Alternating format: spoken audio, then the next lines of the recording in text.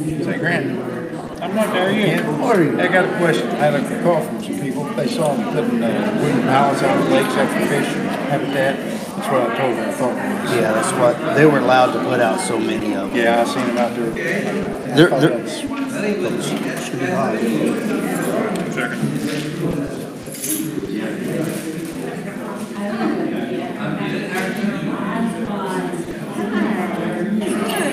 Yep.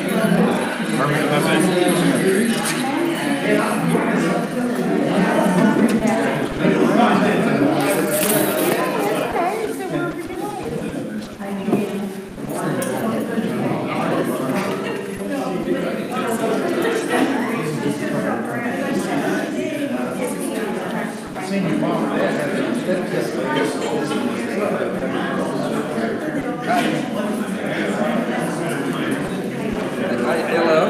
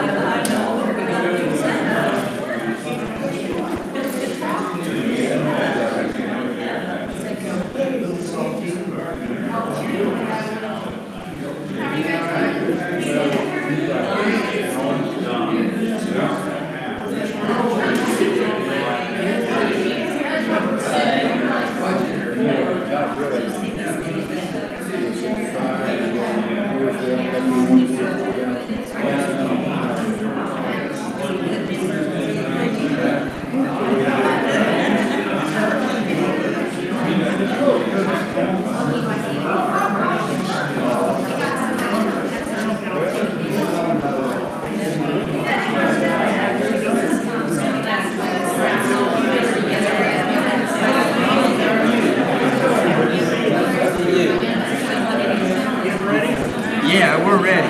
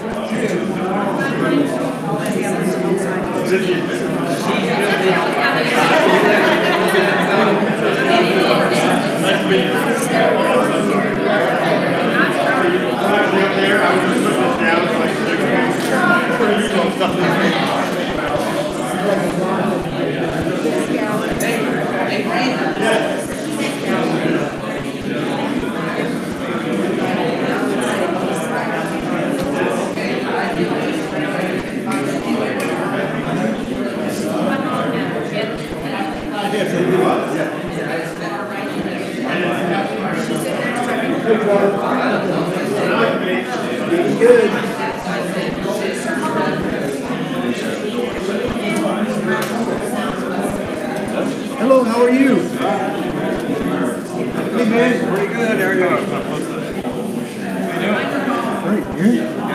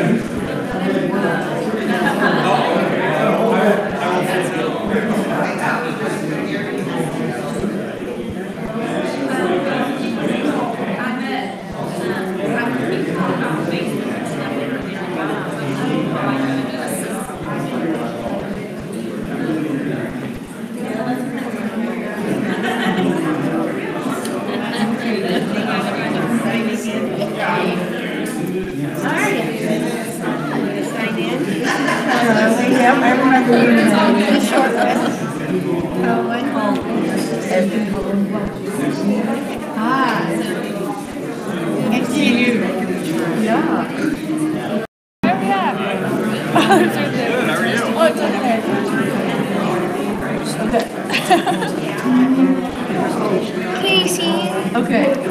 Yeah. All right. You're on camera. It's way better than me.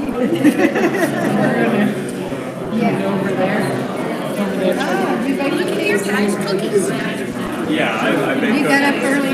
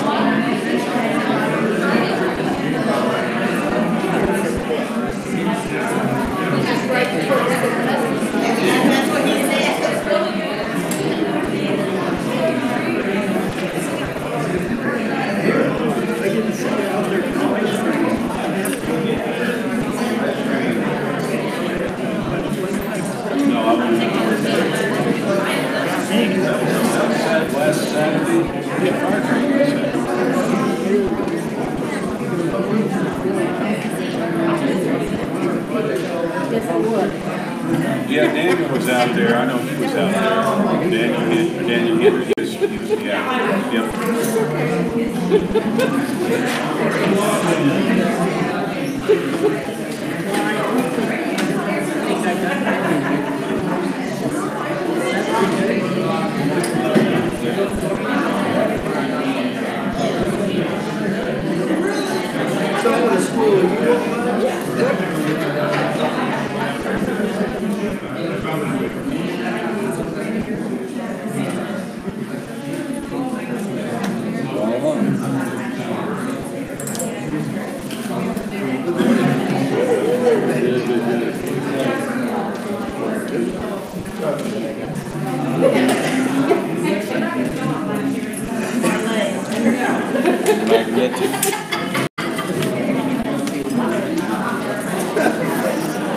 It's going to be on camera.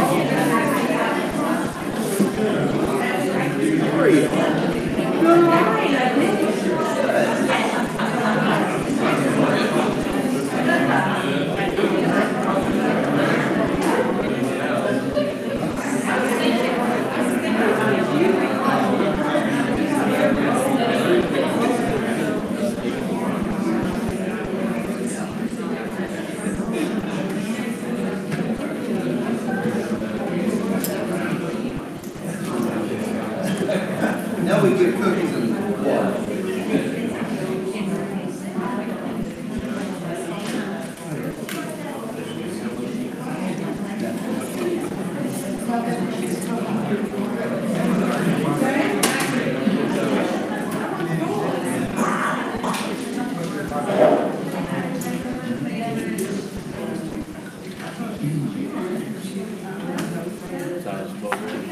No, but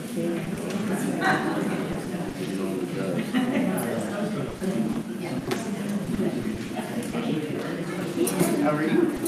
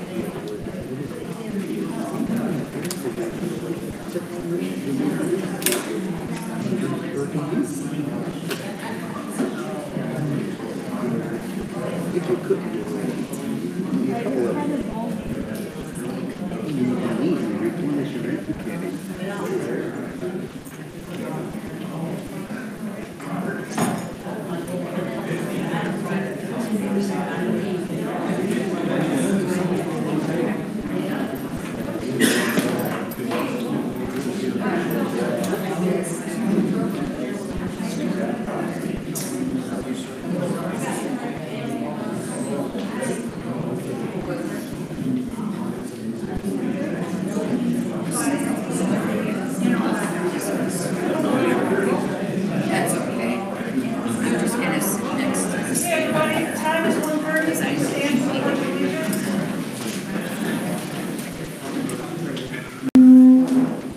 I pledge allegiance.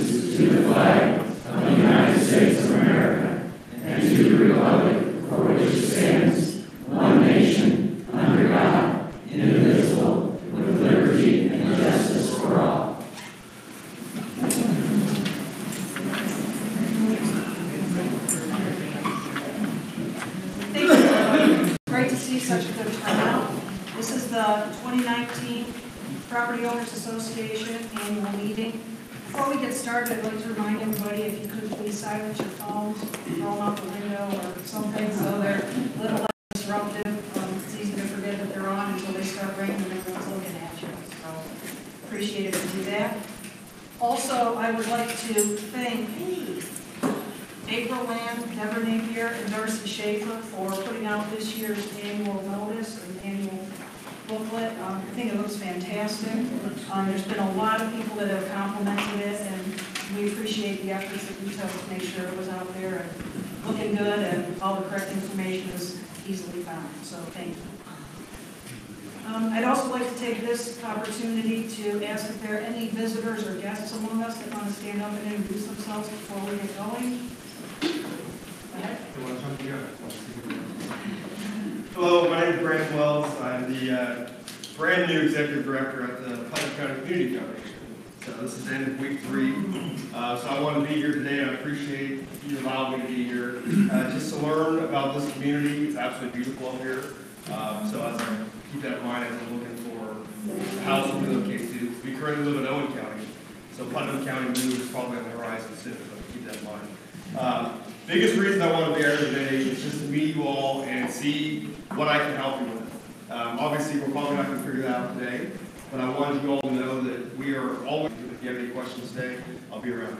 Do you happen to have a card or contact information? I do. I've got some cards right here. I've actually got a lot more in the car, so I'm going to do before we leave, I'll leave a stack for everybody. That's fine. And I'm not hard to find. So. Thank you. Thank you. Appreciate it. We're going to be loosely following the agenda laid out on page 11 of your booklet. If everybody has one, you can kind of follow along with it. There's a couple things that we're not going to follow what's in the letter. We're going to be kind of loose with it. Just to make sure that you guys all hear about what the board has done this year, what the committees have done this year, and what our plans are for the coming year. So that's really today's main purpose. This booklet contains a lot of really good information that's been put together to kind of be your guide as to things that have been accomplished over the past year. So we'll talk through a lot of that today.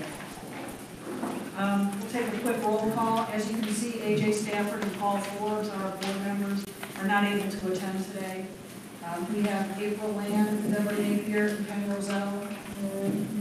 We also have Tom Novak, Ken Riggins, Brant Feldhake, and Jimmy Johnson, and myself. So thank you everyone for coming today, either in person or those of you on YouTube. This is the last time the assembled board before you is meeting. After today's annual meeting, the new board will include William Goupel and Jeff Brooks. William and Jeff, you want to stand up real quick? I'm sure everybody recognizes you, so when you're walking down the street, they can stop next to you. This is our last time on that side of the table, and William told me earlier, he's like, I'm not sure if I made a mistake. I told him it'll be really clear pretty soon. So either way, you're going to know. After this meeting, there'll be officer elections to determine who will hold the positions of treasurer, secretary, vice president, and president for the 2019 term. The new board will hold its first official meeting this coming Monday at the operations meeting. So welcome William and Jeff to the board. Thank you for stepping into leadership roles in this community. I'd like to start with the hardest part of this year's summary, the goodbyes and thank yous to those who are no longer serving with us on the board. We had a rough year, with the most trying event being the passing of our president, Charlie Beard. Charlie was a dedicated leader in this community and a tireless advocate for everything he felt would improve this community. He was a friend to many, and his contributions would live on. I would like to personally thank his wife, Marilyn, his daughter, Ginny, his grandchildren, Charlie and Cohen, on behalf, by presenting them with a small token for this board and community's appreciation for the years of service to this board and to this community. Marilyn, Ginny, children, could you please come up here, accept this honor?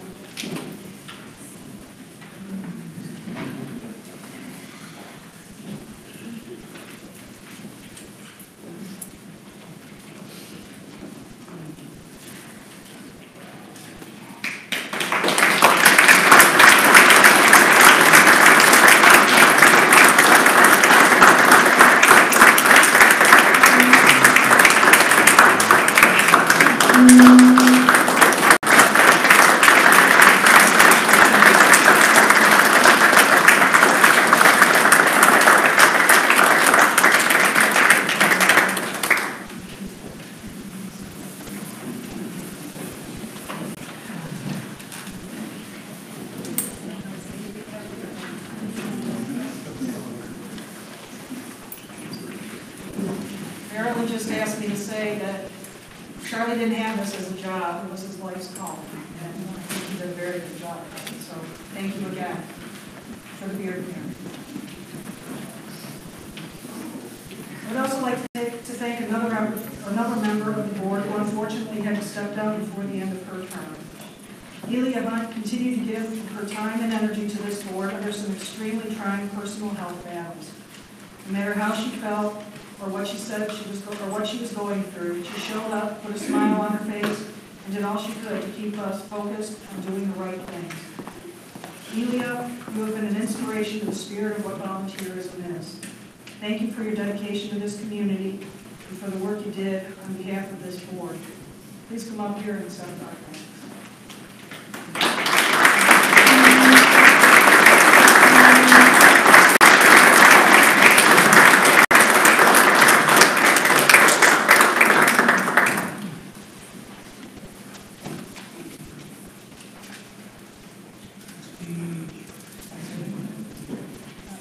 Thank you, everyone.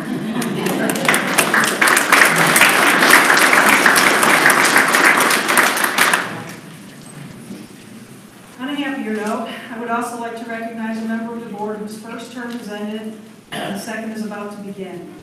Tom Novak, you have been a steady force and a voice of caution, practicality, and reason throughout your term on this board. You have worked tirelessly, not just in meeting forums, but you spent countless hours over the past 3 years doing research, getting answers, and personally helping everyone you could in the capacity of your board position, as well as your involvement in all the committees you're active on. Whose phone is that? What did I say the first thing? No more cookies. I would like to personally thank you, Tom, on behalf of the board and this community for your work to make sure that the I's were all dotted and the T's all crossed. I look forward to your next term and your continued contributions. Please accept this token of our thanks.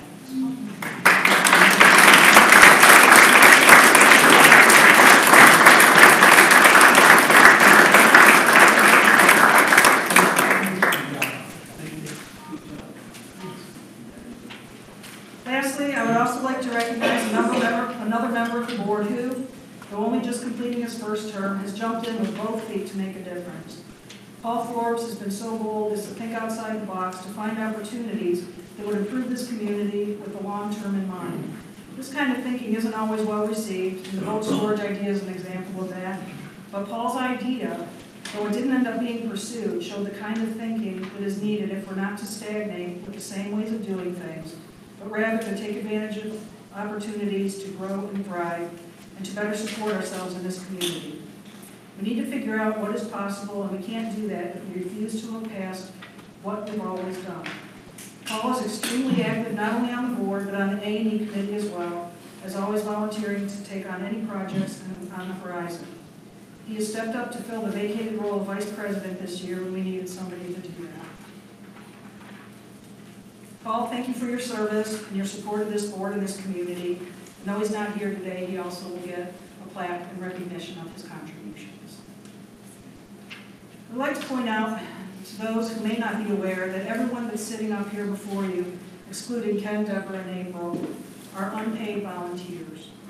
We sit before you every month to talk about how to solve the problems before us, learn and explain the legalities and rules around what we can and cannot do, and to help members of this community. You see us twice a month at the board and operations meetings, but there's a whole lot more time and work in addition to those meetings than not many people see.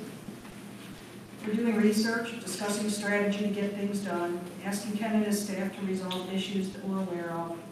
Each board member is also a liaison to one committee, but many are involved in several committees and teams. It's a full-time job for no pay.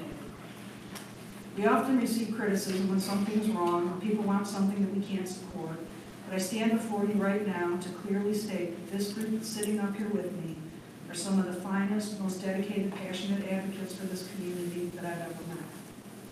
When times are tough or difficult decisions need to be made, these folks are the ones who step up and do that hard work. It's been an honor serving with each of you this year, and I would like to personally thank each of you for your wisdom, guidance, and integrity during the year when we had many difficult challenges. I hope that you each look at your membership on this board with pride and knowing that you're making a positive difference, even if it may not always look or feel that way. With respect to Ken and his staff, I've been completely impressed by the dedication you all have shown to the people in this community. Ken, your phone is constantly blowing up for everything from reports of folks walking down the street wearing hoodies, to safety issues on our properties, to requests to keep an eye on our homes when we're away, to your actual job of managing this community. You're often the first on the scene when anything happens in this community. You rarely say no to anyone, and your patience and willingness to help when called upon is very much appreciated. You're the driving force behind ensuring this community is well taken care of, and we're doing what's right.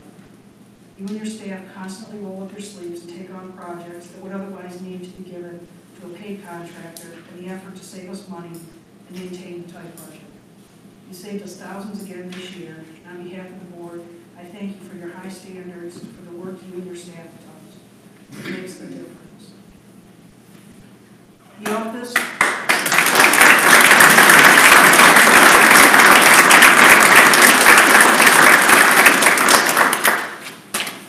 The office, marina, and maintenance staff are some of the hardest working people I know who take great pride in keeping this community running smoothly. We all walk up to them and chat away right in the middle of their work days. They're patient, accommodating, and extremely helpful. I find it so impressive that after working a full day, they often turn right around, go to a committee or team meeting on their own time in an effort to stay involved, and are often helping set up and manage fundraisers and events. They hear of someone in need and rally together donations or supplies or physical help to get them through that time of need. I applaud you all and thank you on behalf of this board. You work hard to unite and support our community. Thank you.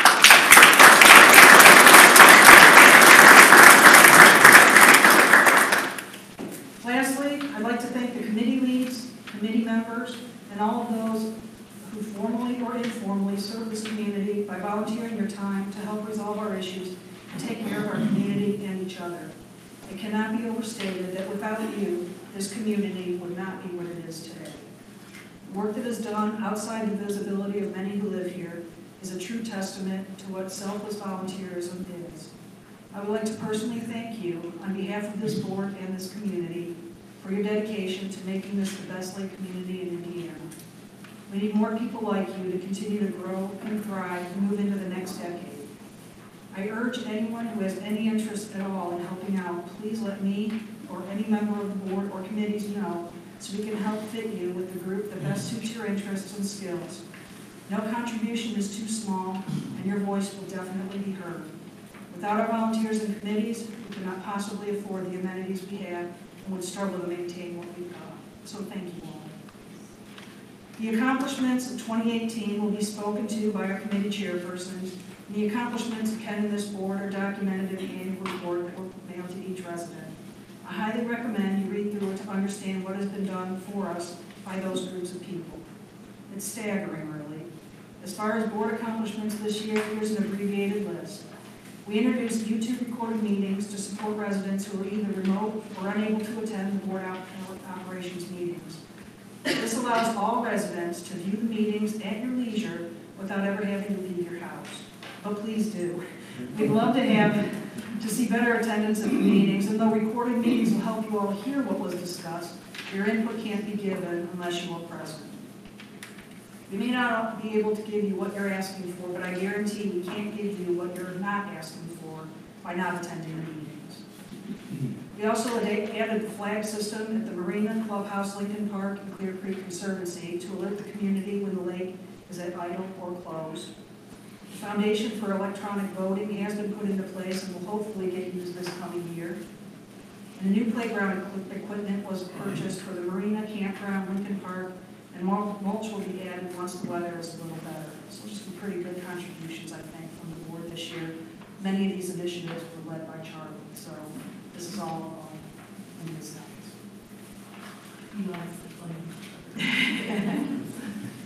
Looking forward to 2019, we'll have some very important initiatives to manage.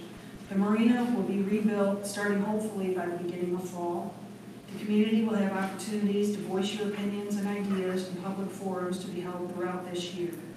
I can't encourage you enough to attend those sessions and talk to the folks that are going to be doing the work.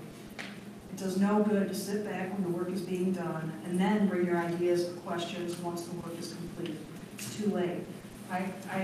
Since I've been on the board, I've tried to push as hard as I can to try to get people interested in attending meetings and talking to the board, because the things that we're working on are what we assume the community wants. If it's not what you want, we don't know if you don't tell us. If you want something else, we don't know unless you come and talk to us. So I can't encourage you enough. It's not a bother. It's something that we're craving and we really need to be able to be effective and to be able to deliver the things that you guys all want. This may mean we get a really decent starter marina and we can expand it to add as the years and budget allow, but the marina project's going to be a big deal. Jim Johnson is going to be leading that charge and has been doing work on it already, so thank you, Jim. We'll also be taking the covenant change ballot back to this community. There have been several attempts at this over the years, but if the board didn't truly believe it wasn't in the best interest of our community to make these changes, we would save ourselves a whole lot of time and effort and just let it be. It's a lot of work. This is one of the recommendations highlighted in the strategic plan from 2014, with the reason that the covenants were originally written to support neighborhoods and not a community that we've since grown into. The current guidelines on the voting and ballots gave undue weight to non-residents and part-time residents in defining changes that would most affect and impact our full-time residents. So that's going to be coming out again this year. Stand before you to tell you that it is absolutely the right thing to do in the interest of being able to more effectively provide solutions to issues that face our community and to better rely upon community consensus in the form of votes to direct us on whether or not to act upon requested changes. Without the ability to more effectively vote on issues, we will stagnate and continue to have to ignore the voice of our members because of legal restrictions cast upon us in the covenants. We'll talk a lot about this over the coming year. If you have any interest at all in learning more about the details of this ballot, please talk to any member of the board. We'll be very visible this year in supporting this, and we encourage everyone who is interested in helping us with this work, please let us know. We need the help if we're to get this done.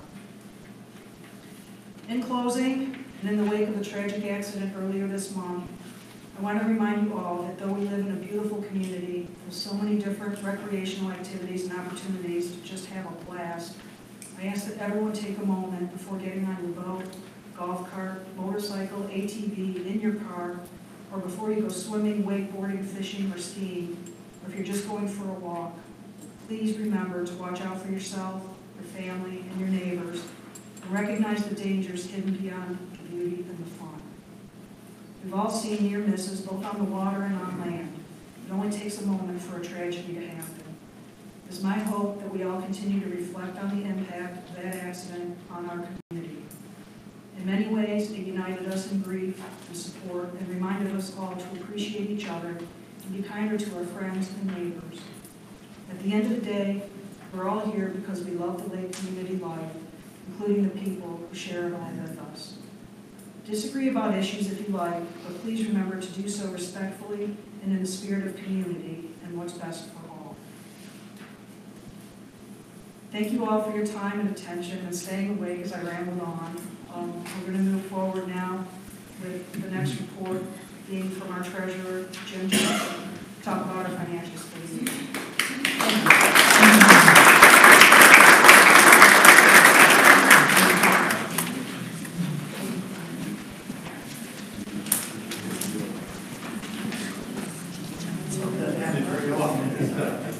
The executive doesn't get attention very much. I'd like to thank Chris. She's done a heck of a job.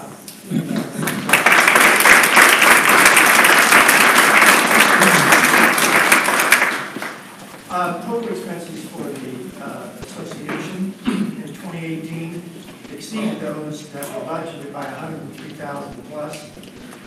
As a percentage of our total budget, that was about almost 90% more. The numbers behind the numbers, though, would tell you that we also exceeded our revenues significantly by the year. And when you look at the different things that have happened this year in terms of investments, at the end of the year, when you have a good year of revenue, you've got to pay taxes. So we begin looking in the fall at what things we can purchase to offset the federal tax and the state tax that we have to pay.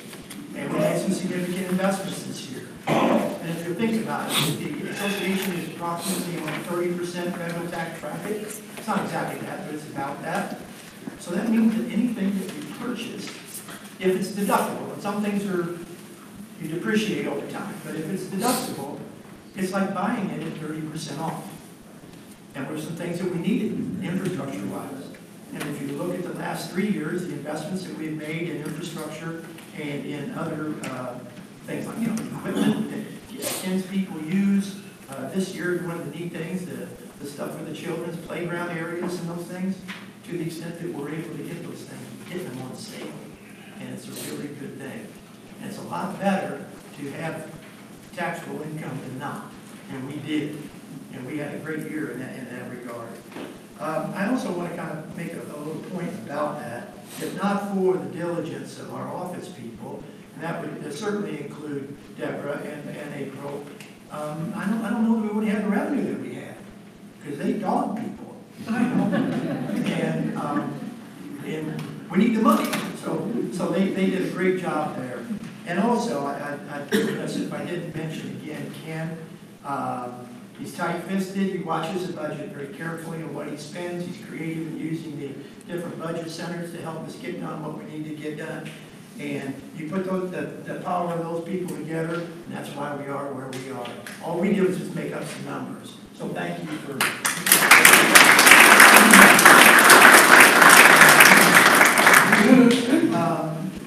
Our cash flow is absolutely fabulous. We're in a great position right now. And I think we're going to be able to do the marina out of cash. So we're not going to have to go to any type of credit lines to do that, which is awesome. Now it's going to reduce our cash flow, but we can handle it.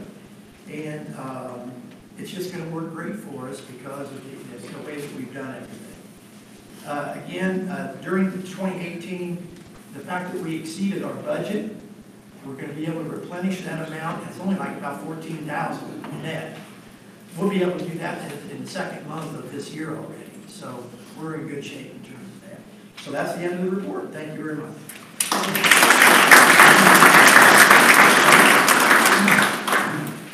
Thank you, Jim. We're now going to move towards the reports from the different committee chairs. We are going to have an open forum part of the meeting after all the committee reports are done and all the other business is taken care of. So please refrain from questions and discussion until after that. Give the committees a chance to go ahead and give their summaries. So we'll start off with the Lake Committee, Mr. Ken Hoops.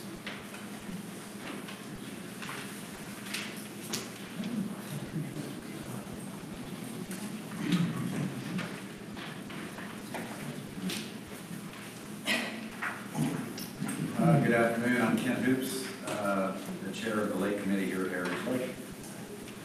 First and foremost, welcome. And I'd like to personally thank the POA members and the POA Board of Directors for the continued support of our efforts for 2018. We did have a good year. You and your supporting committee has allowed us to coordinate and provide the following benefits. This is not all inclusive. We've had some other things that happened, but these are the ones that kind of stood out. With a dedicated interest in water quality and safety here at Heritage Lake for more than a decade, the Lake Committee and the POA have partnered to get some fish stocking here at the lake. These efforts were put in place after research and recommendations from, but not limited to, DNR in Indiana, Ohio, Illinois, Minnesota, Kentucky, Tennessee, and Michigan. Our initial efforts were due to an influx of shad. For those of you who don't know, shad have kind of overwhelmed the lake early on, and our efforts have kind of protected those or taken those out of the lake. Today we continue to look at invasive species that include the shad population as they continue to be in the water, as well as the snail population that you've all seen that are now all over the banks from the freeze and the high waters that are everywhere. We feel confident that our efforts, paired with the POA Board of Directors, are seeing positive results. We look forward to seeing these results as we continue our efforts, and we plan for a comprehensive water quality and fish study survey in multiple phases in 2019. Our lake continues to be a healthy fishery, and the Lake Committee, along with the POA Board, will continue our efforts to make sure this health continues. The stocking efforts have included red ear, which are the shell cracker, in an effort to reduce the shell population, as well as hybrid bass, striped bass, and walleye in our efforts to work with the shad population. These stocking efforts are first and foremost to combat the invasive species in Heritage Lake, but not for the benefit of the sport. That is simply a byproduct. These are strictly put in for the efforts to control the health of the fishery. We provide Heritage Lake merchandise at the marina. Styles are reviewed annually, and the POA members can look forward to seeing new apparel again this year at the marina as you go register your boat. Our committee has used our funds for lake improvements, including but not limited to a swim raft here at the beach, which was a trial basis. I think it was very successful. I think we saw kids on it. We've contributed to 5 security boats, marina bumpers, common property dock bumpers, playground equipment, as well as over 50 lake buoys that have been purchased in the past, with an additional $4,500 committed this year for additional buoys this spring. We review, recommend, and assist the lake in weed control recommendations for areas that are boaters, as well as areas for fish habitat and spawning protection. We assist the Heritage Lake maintenance crew with lower mechanical costs for the security boats. We also provide lake security with a detailed checklist to provide for continued boater and operator safety, including the purchase of running lights, life vests, and safety items for our personnel out there on the days when the lake is a bit aggressive and they're out there in the heat. So our personnel are taken care of. Our committee reviews, evaluates, and recommends changes in boating and lake rules to ensure that our lake continues to be a safe and pleasant recreation area. Please review the 2019 rules, which are, the updates are listed in your pamphlet that you all have had. I think the most severe one is that no fishing until 3 p.m. every day. Just kidding. Sorry, there was kind of moving out. That's the reason my phone goes. Yeah. We provide learn to water ski and wakeboard days for both children and adults. We provide all the equipment and the instruction in boats at no cost to members. Numbers of children and family members who have never had the opportunity to water ski or even been on a boat sign up for the lessons. Grandkids, children, grandparents, all have been part of the lessons, and we have a very high success rate. Our sponsor and support of the Bass Club tournaments, as they are under our umbrella, are pleased to announce that we will continue with this very successful kids bass tournament. We had 2 of them last season. Kids had a great time. We paired the kids with an adult in the boat. They wear life jackets the entire time. Safety is utmost of importance, but as a result, the Bass Club has given out well over 200 fishing poles to the kids here at Heritage Lake as a result of those monies from the fish tournaments.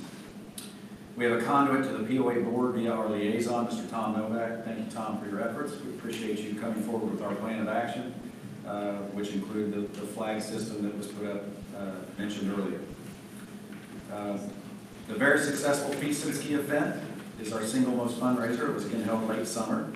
It's our largest fundraising event, and we are pleased to announce that it was again a great success with the efforts from the POA board and the volunteers. The single-day event provides our committee with the operating capital to partner with the POA and provide funds that allow ideas to become realities. Sponsors who feel that this grassroots community type of event fit into their marketing campaign for 2019 have already reached out and set aside space for the POA with POA members in order to mingle and allow you all to have opportunities for face-to-face interaction. Instead of Googling a search, you can meet the people right out front in our backyard here at Heritage Lake. We continue to assist any way possible to keep Heritage Lake a safe, fun place to vote. Our Lake Committee ending balance for 2018 was approximately $29,000, thanks to the efforts of the POA members. With dedicated funds already assigned for 2019, we look forward to spending an additional monies. And then as a result, since 2003, when we first started our Feast and Ski event, the POA has allowed us to contribute to the lake over $60,000 of non-POA funds. As a Lake Committee Chair, I would like to thank all of our previous and current members. Additionally, we as a committee would like to welcome all POA members to join our efforts in 2019. We always gain insight and valuable information from those who come in and strategize for utilizing their efforts to best fit our efforts to make this a great place to live. You can join us on March 27th at 7 p.m. right upstairs here at the POA Clubhouse. Our meetings are always open to the members, and your suggestions and ideas will certainly be welcome. A special thank you to the following POA members and Lake Committee members, and I apologize, I'm not going to get everybody, but my wife for putting up with the time that it takes to dedicate her first, Robin Alexander, our Bass Club representative, Jason McClellan with him, Harold Pato, who's been on the board previously been on the board, as well as continued efforts with the Lake Committee, along with Ben Fuchs, who's been on the board and continues to be a member of our Lake Committee, Lois and Woody Napier, Kent and Ellen Stevens, Jim and Debbie Muhlenbein, and of course the Board of Directors.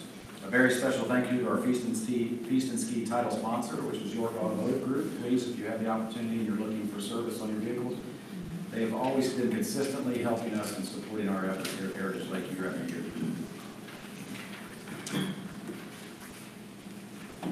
I think I've got it. Success and many others. Yeah, just keep doing what we do. I'd like to think that our committee has an ear to the ground and a focus on safety.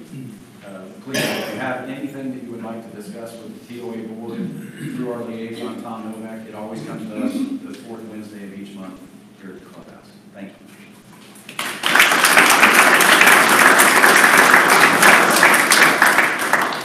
Thank you, Ken. Next up is Heather Ludlow from Helmet.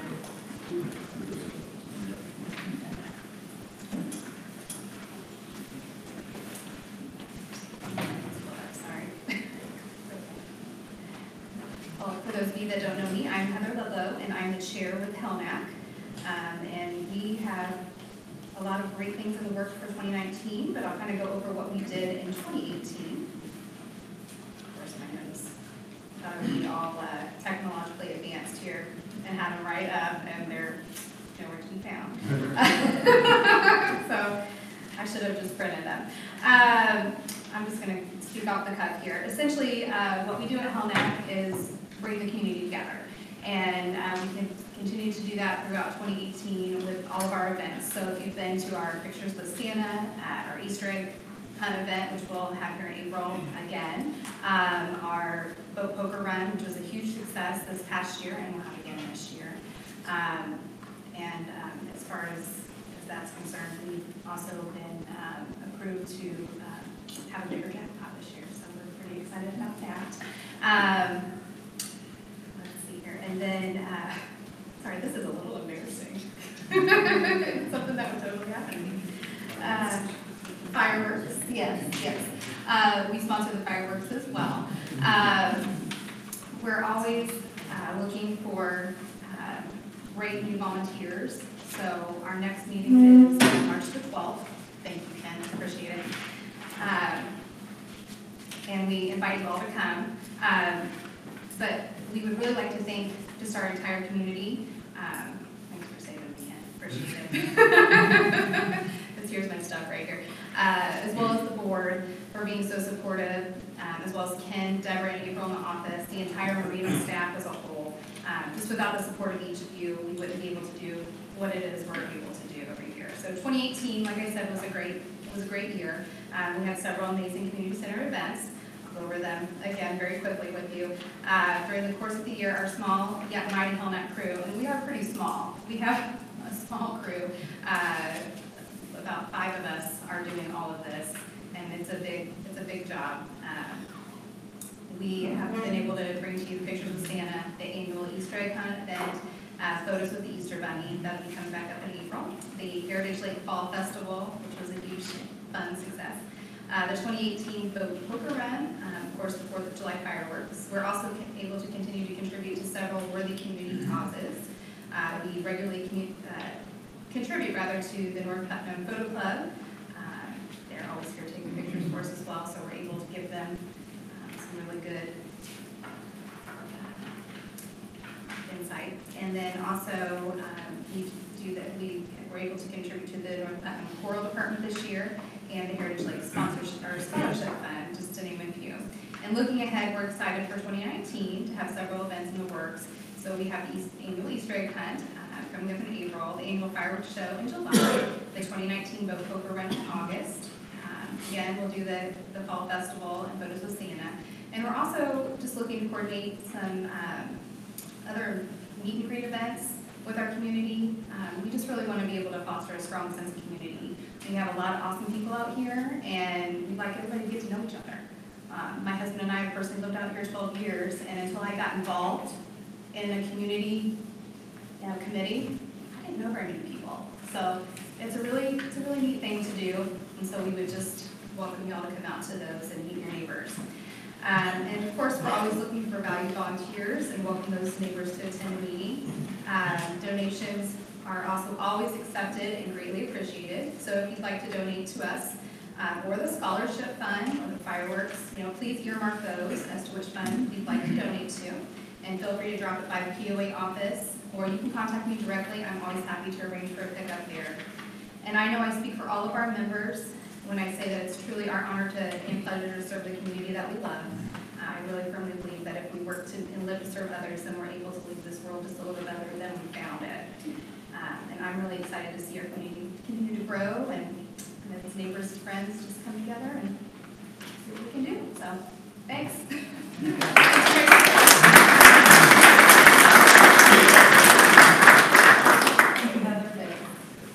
Next up, we have Ben Fuchs with the A&E Committee. Ben? Hi, how are you doing? Hi, I'm Ben Fuchs, A&E Committee.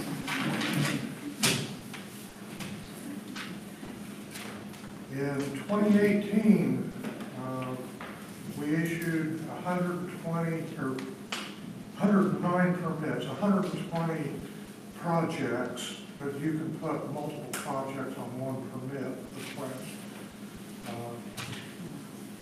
They were 38 houses, 9 additions, 7 detached garages, 31 boat docks and lifts, 20 fences and pet enclosures, 4 porches, 8 decks. We now have a total of 1,444 houses. This year, or in 18, the smallest house was 1,236 square feet, and the largest was 3,426 square feet. In the last 10 years, we've done 131 houses.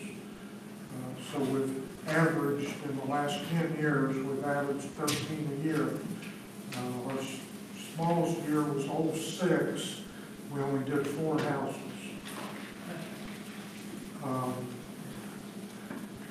I'd like to thank all of our team, Joseph Manetta, Curtis Talbert, Paul Forbes, Grant Feldhay, Shannon Lee, Jim Muhlenbein, Sharon Peoples, William Goupel, and the office staff, especially April.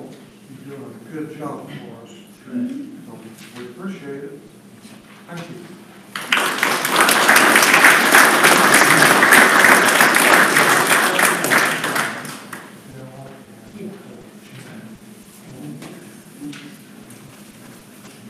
you, Ben. Next up is the cleanup committee. Jeff Blake.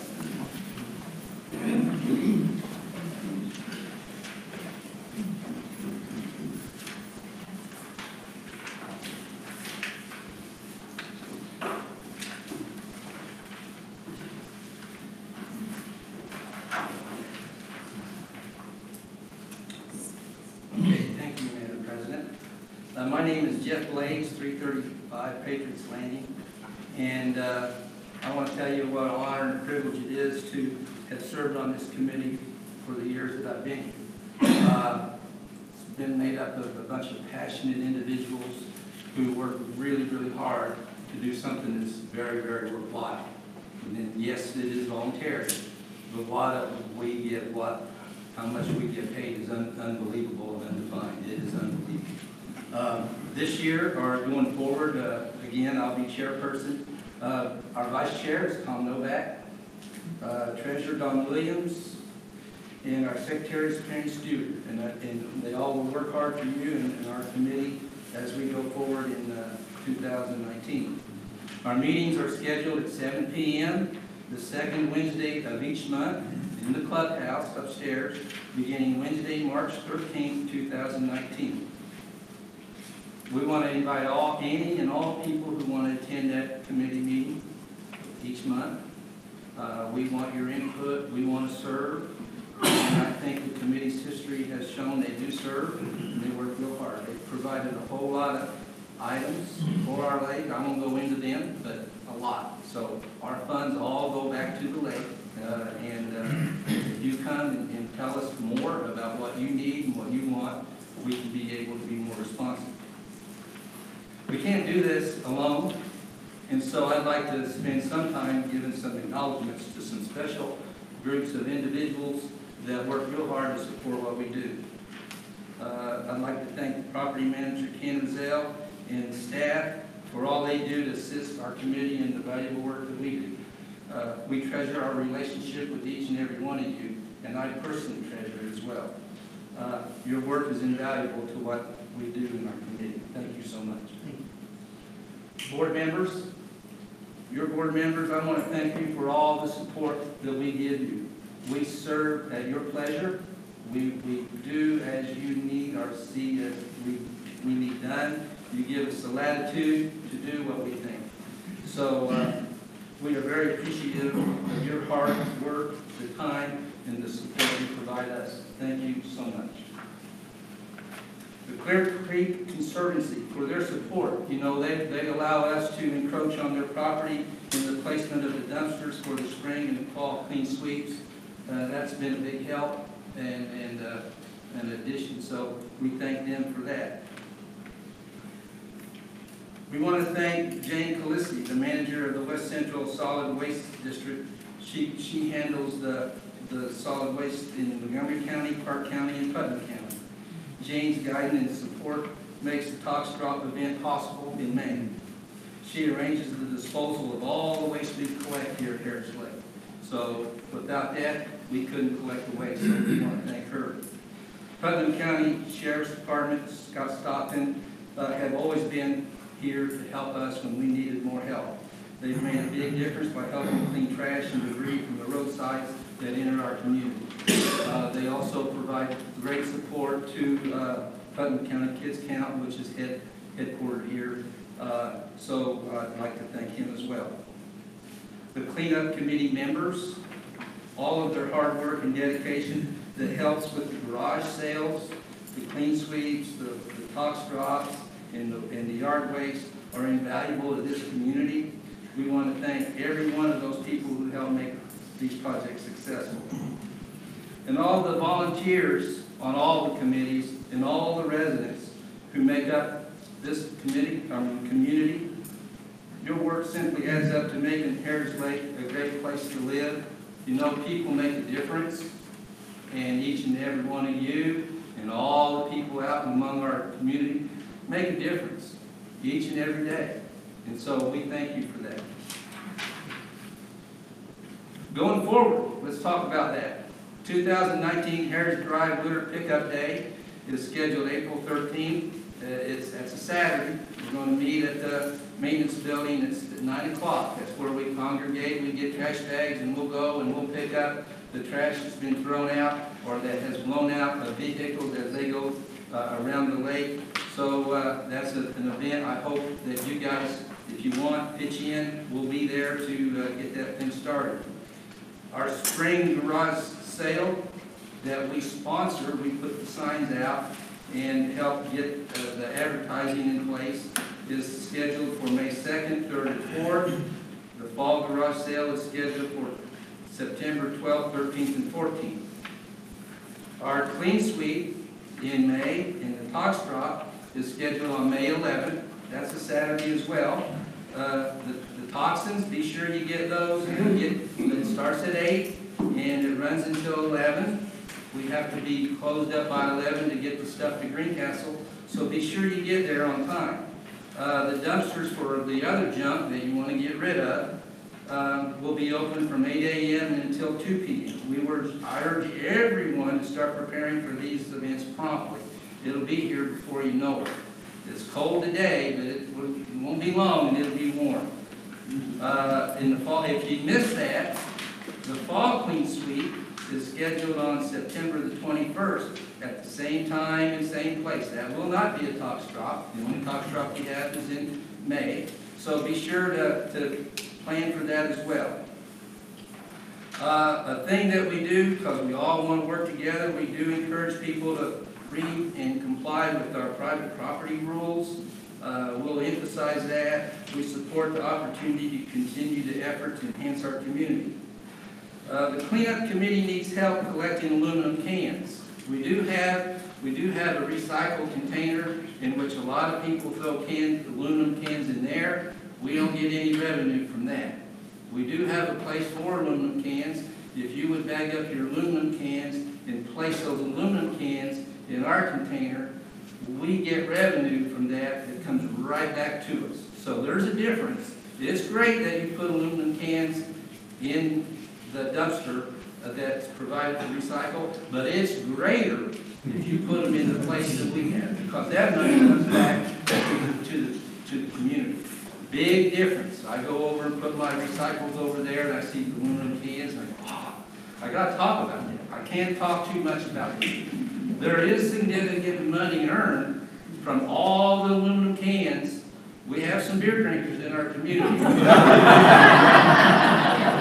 And they use aluminum cans.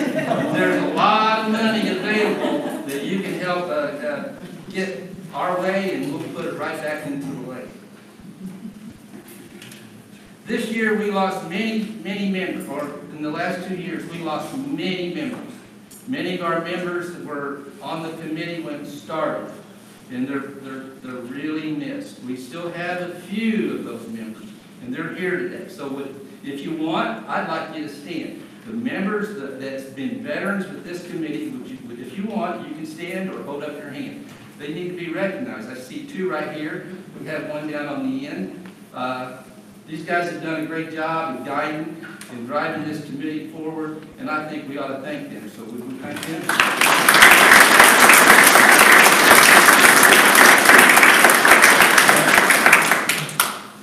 They not only do they give their time and their effort, but it's their wisdom as well. We have a very passionate group of people, and we don't always agree, but they all fight for what they think is what this community needs, and they fight for their view because they understand this needs to go this way. And so it gets very challenging, but you know what? The group always decides. We always decide moving forward. Not everybody agrees, but they come back next time ready to go again. And that's how democracy works. It's a tough thing to do, but it works. So I want to thank them for that.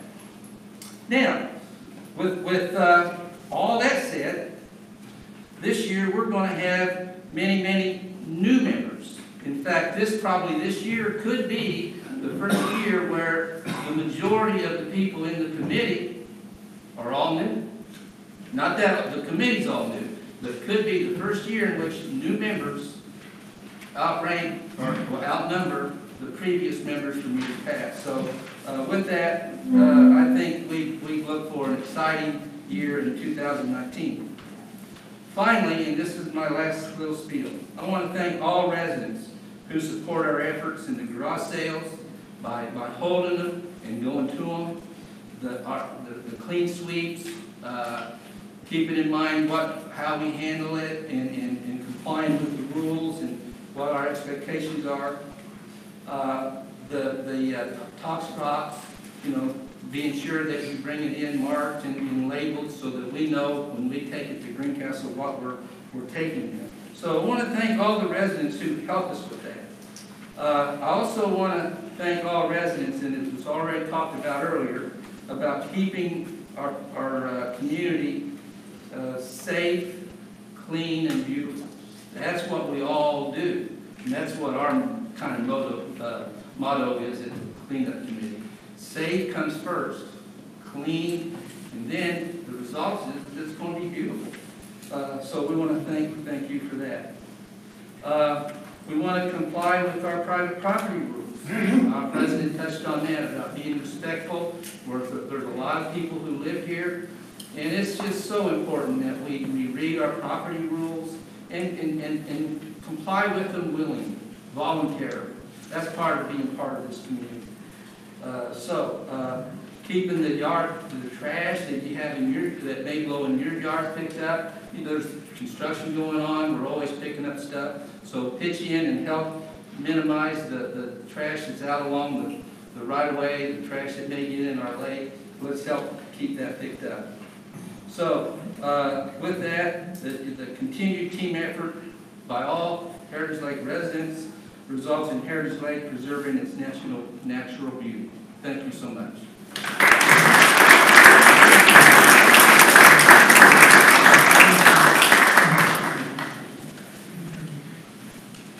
Next is the audit committee, read for DeHaven on behalf of DeHaven, read by Jim Johnson. Yeah, I know we don't want to go too long, but I just can't resist this. If an award is going to be given in this year for unbelievable understatement, the master of understatement, we got to give it to Blades. I think the reason we got to do that is Anita and I lived for 25 years in Broad Ripple, and we thought we saw everything. There's more beer drunk out here than anyone else.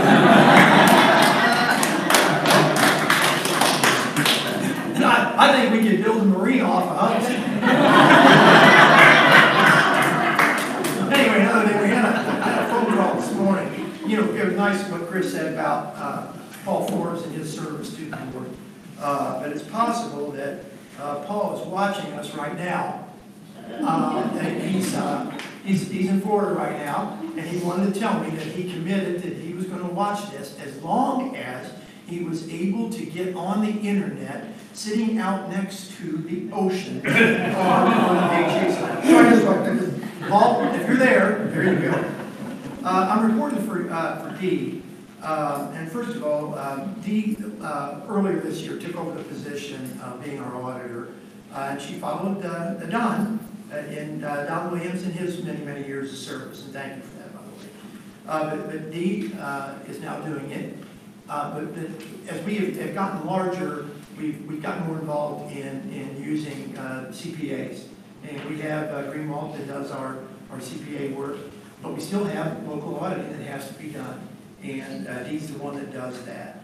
And she balances the petty cash funds, reviews our fuel usage logs, periodically reviews other records for checks and balances, and she helps Deborah whenever Deborah needs some help. So that's kind of what she does, and she is a committee of one. In some respects, it's good for controls, but to the extent that we can get people involved in auditing, that would be nice. But again, Greenwald handles they do our bank reconciliation, credit card statements, they help with our fixed asset listing, depreciation reports, prep our federal and state income taxes, and again, they help Deborah as needed.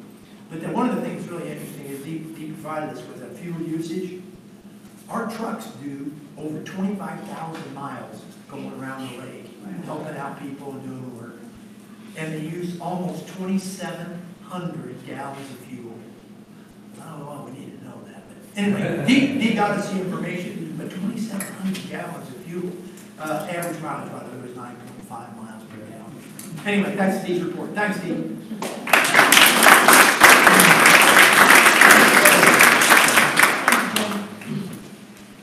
Long-term planning committee, we got lucky this year. We didn't have a chair for the majority of the year, but then Carol Pato and Deborah Napier stepped up and said they would like to co-chair that very important committee. So Carol, why don't you come up and give a couple words, or if you want to alternate words with Deborah, I don't know how you guys want to do it, but give us a little overview of what your plans are. Normally at home, I'll just tell my wife to do it. So you're on the mic now. Said I gotta take it now. You know this is recorded, right, Harold? I don't think he cares. It's an honor really to have Deborah join me as a co-chair with this long-term planning committee. It's something that we haven't had for maybe 3 or more years now. And it's been over 4 years ago that the board, the POA, has adapted the strategic plan that was given us by the Brian O'Neill Associates, which we paid a very good fee for, but it was very, I think, instructive and directive.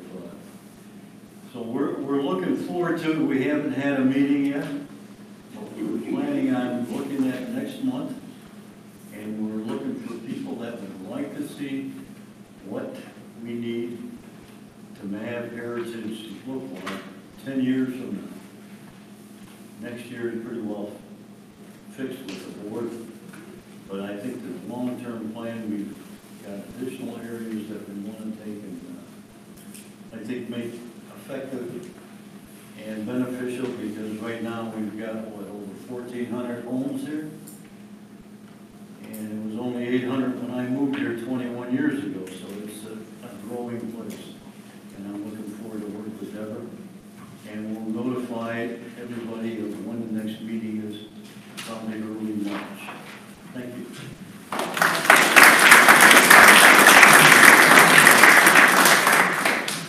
Thank you, Harold. 2 sub-teams under the long-term planning committee are HLEPT and the Clean Water Team. I'd like to introduce Darcy Schaefer, who will give us an update on the Heritage Lake Emergency Preparedness Team and their accomplishments in 2018.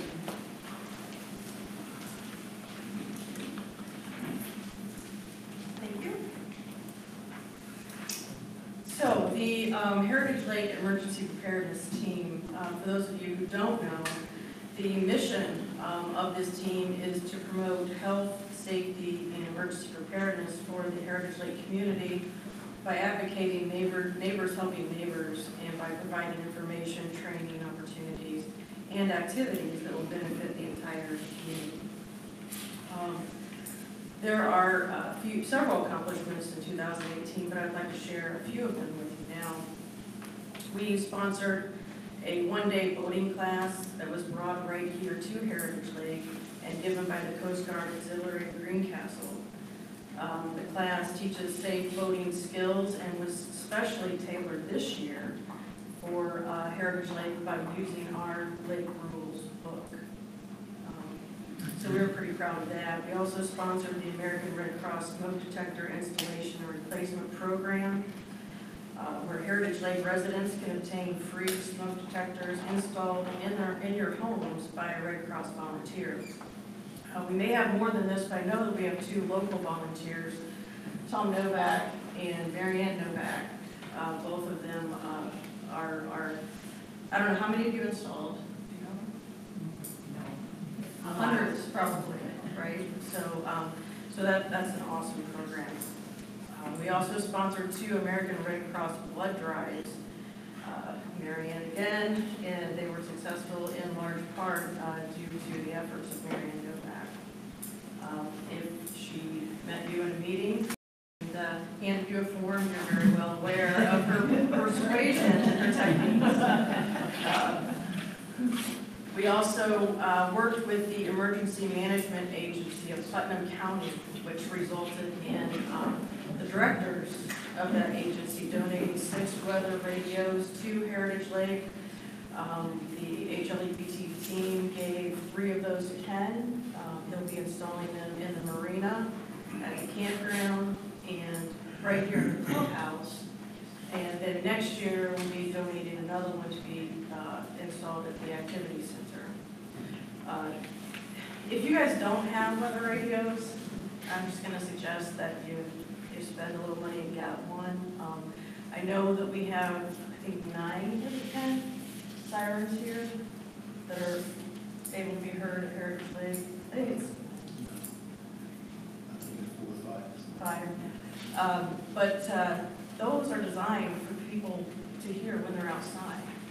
And a lot of us are sort of lulled into a sense of security by that. Because, and I say lulled because you can't really hear those inside. So these things are loud. If you get one, I'm pretty sure that you'll hear it, and I think it would be worth it for you to get one. So the prior year, the HLEPT, again, in case you don't know, we created an emergency communication center, which is located in this building, pretty much, I guess, right above our heads. And that was designed to improve communication with the residents of Heritage Lake in the event of a significant or catastrophic event here locally. Well, this year, the team documented, made a 48-page document, in fact, that instructs anyone in how to open, run, and decommission that room in the event that it is open. And in April, we used that document to test the effectiveness of the room, and we plan to do that 2 times a year from here on out, so we can keep that updated and make sure that all the pertinent information is there. Sort of along those lines, we partnered with the Neighborhood Watch because they're an integral part of that communication center, and we provided them with supplies and tools which they'll use to perform their functions in the event that we have to open that center. We also partnered with Brian Irvin, who, I don't know if he's here today, but he is the fire chief for Floyd Township Volunteer Fire Department. And we partnered with him so that he could present the potential life-saving value of an on-site automatic external defibrillator, which is also more commonly called an AED. According to the Red Cross, the AED is an effective treatment for restoring a regular heart rhythm during sudden cardiac arrest, and is easy to operate tool for someone with no medical background. This board agreed to purchase the AED, and it is now located in the lobby here at the Heritage Lake Clubhouse.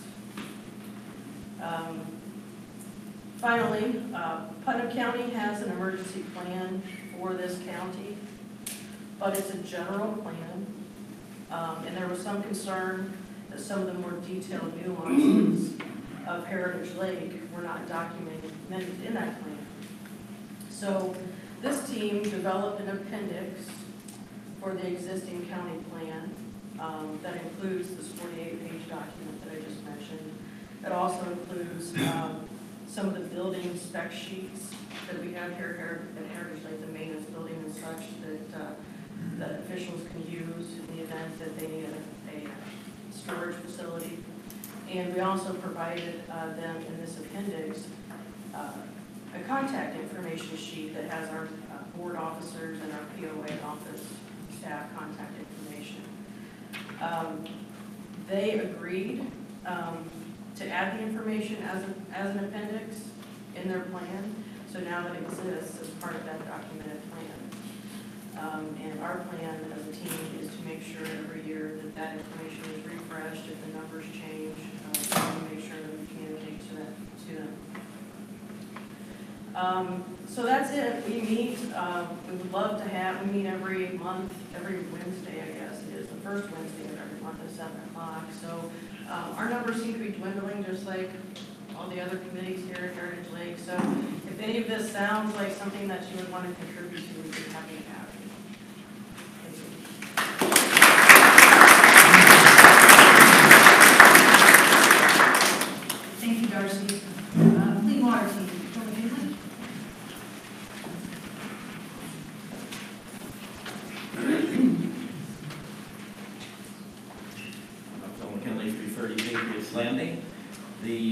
Clean Water Initiative has kind of gone through 3 iterations. We started as an initiative of the long-range planning team about 4 years ago, and operated for about a year under that format, setting up our own kind of long-range plan about looking at water quality in the lake and the inlet streams coming toward the lake.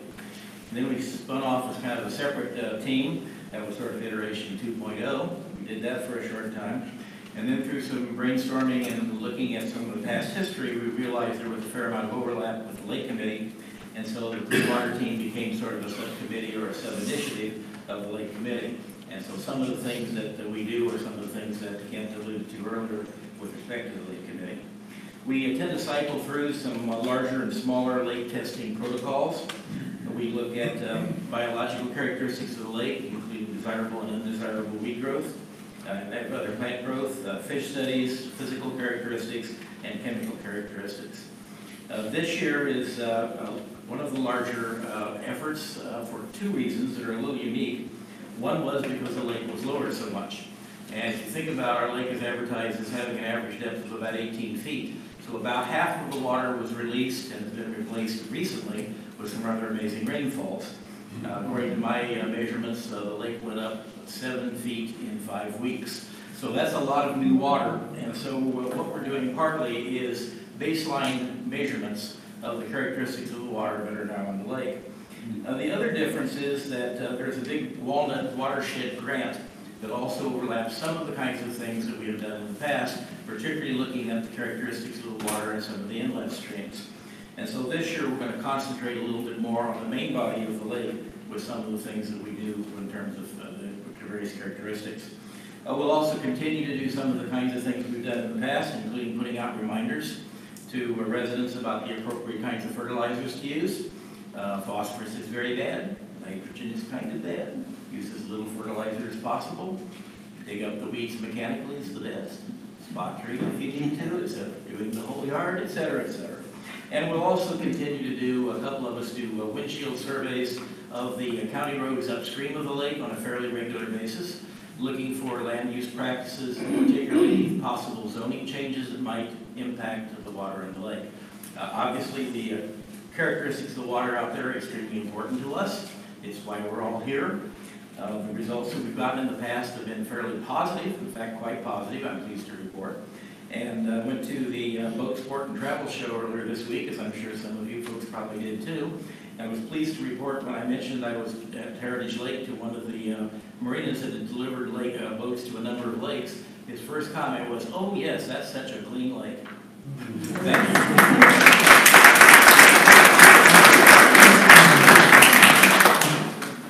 Thank you, Bill.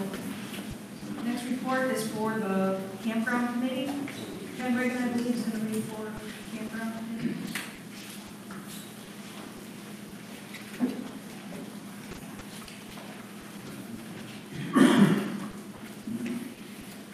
Good afternoon. Thanks for joining us. I'm glad to put stuff up here. You know, I think the air gets kind of light up here.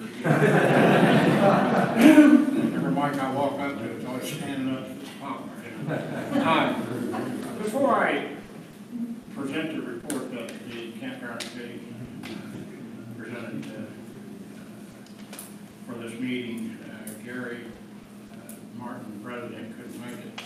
I'd like to bring up something that I think it needs to be said and it needs to be put out to everybody. You know, this year we lost a hell of a man. It takes somebody special talent to kind of come in and walk into those shoes. There's when you get that individual, you know, they either rule by the closed door or they rule by an open door. And I would just like to have a good round of applause for this lady that stepped in here. She has kept an open door. Anything that's brought up, some of the things they weren't real nice. We didn't do a very good job, but some things we done a hell of a job, and we was all able to work it out. And I would like to thank Chris personally for stepping in and making that around.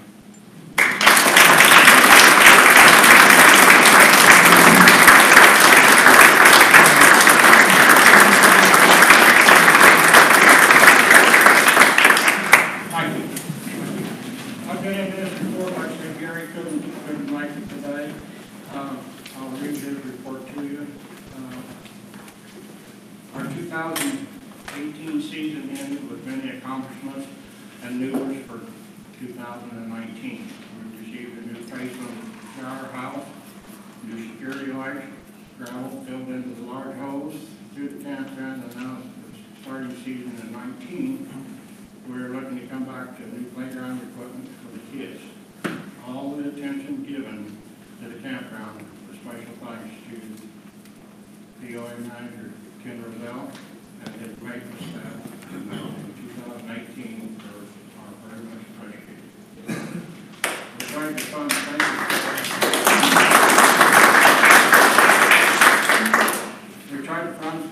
we tried some new fundraisers to help pay for the entertainment, food, and any unexpected needs such as sympathies, decorations, and so forth. That would come our way, but when the raffle in mid-season paid out of next year's season fees. Our season ended with a Halloween trick-or-treat and hot roast party that was a big success because of participation from so many of our members and for donating candy, favorite dishes, help, and time.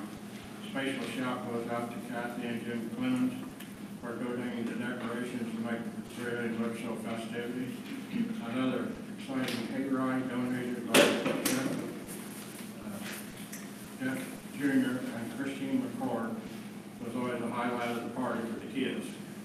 Mark Marshall, who donated the hog, has stayed up all night cooking to find us an excellent band, which is Secret Riches. We have $1,637.18 in our checking account, and I'm looking forward to more events that generate funds. Selection meeting to be held on March the 3rd at 1 o'clock at the clubhouse. We have approximately 17 open available lots ready for the new season to welcome back the campground manager for the third season, which was Richard and Phyllis Lovelace. Hoping to open the last weekend in March and be up and running by the first full week of April. Sincerely, Gary Martin, President.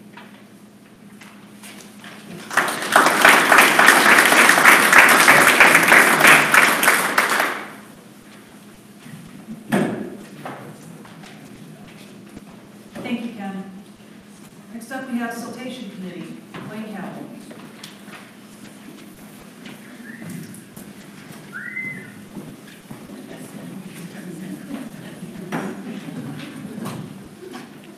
I'll try to make this as short as I can. My wife says that I like to talk, so I'll try to not bore you too much.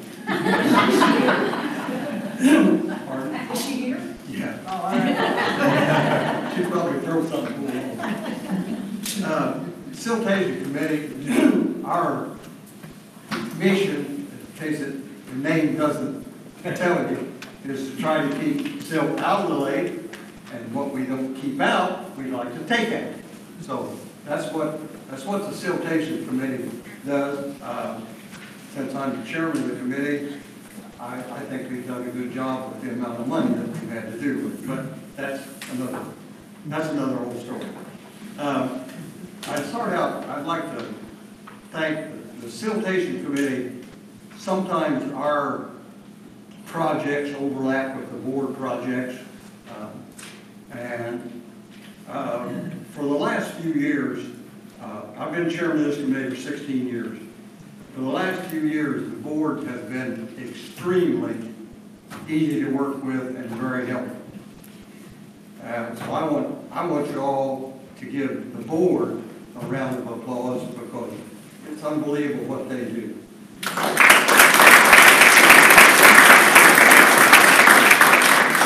Secondly, the last two lake managers that we've had have been extremely easy to work with and very helpful.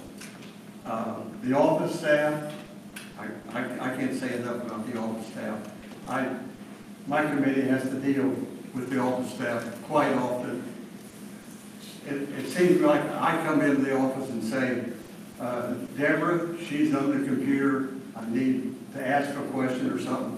come right in, we'll take care of it right now, and that's, it's hard to find people that are that helpful and cooperative. The members of the siltation committee is Jim Hazelwood, Ben Coots, Ron Kowalski, Ed Demerock, Jerry Wood, and Thomas Novak. We meet the fourth Thursday of every month at 7 o'clock in the evening. So anybody that wants to come to the siltation committee and see what we're trying to accomplish, that's fine. Our accomplishments for the last year, we did a project after the last few years. We've been doing a project at the north end of the lake in front of Lincoln Hills. We spent $38,200 on that project. The north end feeder stream, which is a stream that comes down beside that beach up there, is, and I've told Ken, I've told the board, I've told everybody, in my opinion, about 75% of the water that comes into this lake comes in there. So that's our big silt problem. We spent $10,222.82 cleaning that out, and that's an ongoing project. Jefferson Pond, in cooperation with the board, we spent $12,000 cleaning up Jefferson Pond. We had a gentleman that used his drone and took pictures of the lake when it was down 6.5 feet. We spent $800 on that for a total of just a little over $61,000. That's just about what we do every year, right at $60,000 worth. And we could probably do 4 times that every year for a while to really get to where we're trying to go. The drone pictures, if I ever get time to get the thumb drive to Tom's going to put it on the POA Facebook or web page. The gentleman that did it this time did a very good job. What he did was when he took pictures of a cove, he put it in a folder. So if you pull it up and you don't want to look at 20 different coves, hundreds of pictures, you can go right to whatever cove you live on, whatever cove you're interested in, the north end, the east silt basin, the spillway. It's all in each little folder. So you can go right in and look at your cove or look at any situation that you want to look at. There's hundreds of pictures. And I'll get it to you, Tom. Don't give up on me yet. Now that completes my report from the siltation committee. And while I'm up here, because I'm old and I want to have to get up the second time, I'll give the Clear Creek Conservancy report. And I think most of you here that were around the lake last fall know what happened. We had to lower the lake to do the new spillway. I would say that at this point in time, we consider the spillway 99% complete. It's still, the weather got to us last fall. We didn't get it sealed like it should be sealed. So when the weather gets warm enough and the lake's down 2 or 3 inches so there's water not running over the spillway, it will be sealed. The project was $552,199.08. And I will say that somebody in their infinite wisdom years ago started putting money back for such a project. So it was paid for, cash out. We don't have to worry about raising.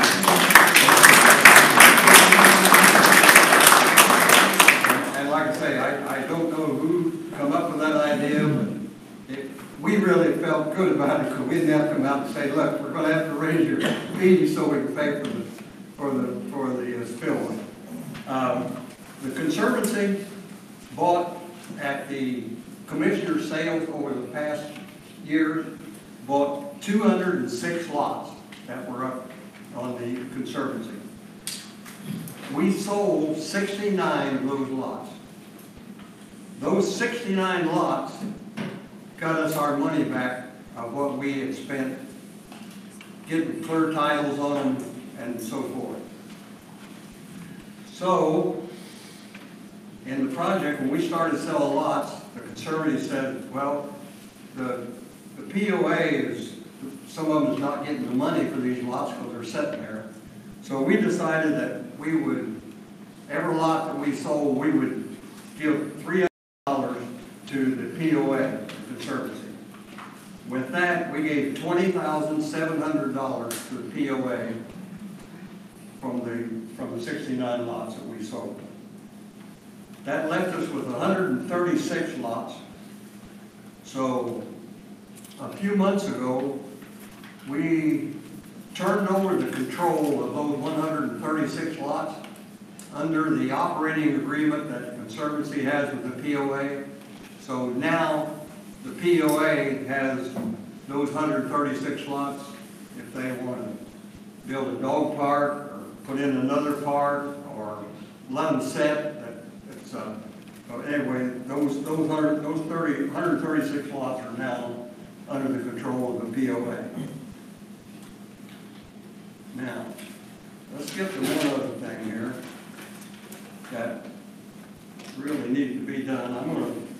I'm going to pass out some stuff here. You can pass them down. I don't think there's anything that any of you want to frame. Take home with you. So you just pass them down so everybody can see them, and then I'll give you a little bit of an idea. What's in front of the camera? Pardon? What's in front of the camera? Okay. These pictures that you're looking at are pictures of some of the problems that we have at the Conservancy. People are flushing things into the sanitary sewer system that should not be going into the sanitary sewer system. I'll give you some ideas. Flushable wipes, feminine hygiene products, foldable diaper bowl, diaper liners, combined with grease and oil. And grease and oil in the sewer system is terrible. If you look at those are pictures of some of our lift stations. We have 30 lift stations around the lake. Those are pictures of some of our lift stations that are being clogged up by these items that the manufacturer is selling you as flushable, and they are. They'll go down the stool, but they won't go through our pumps.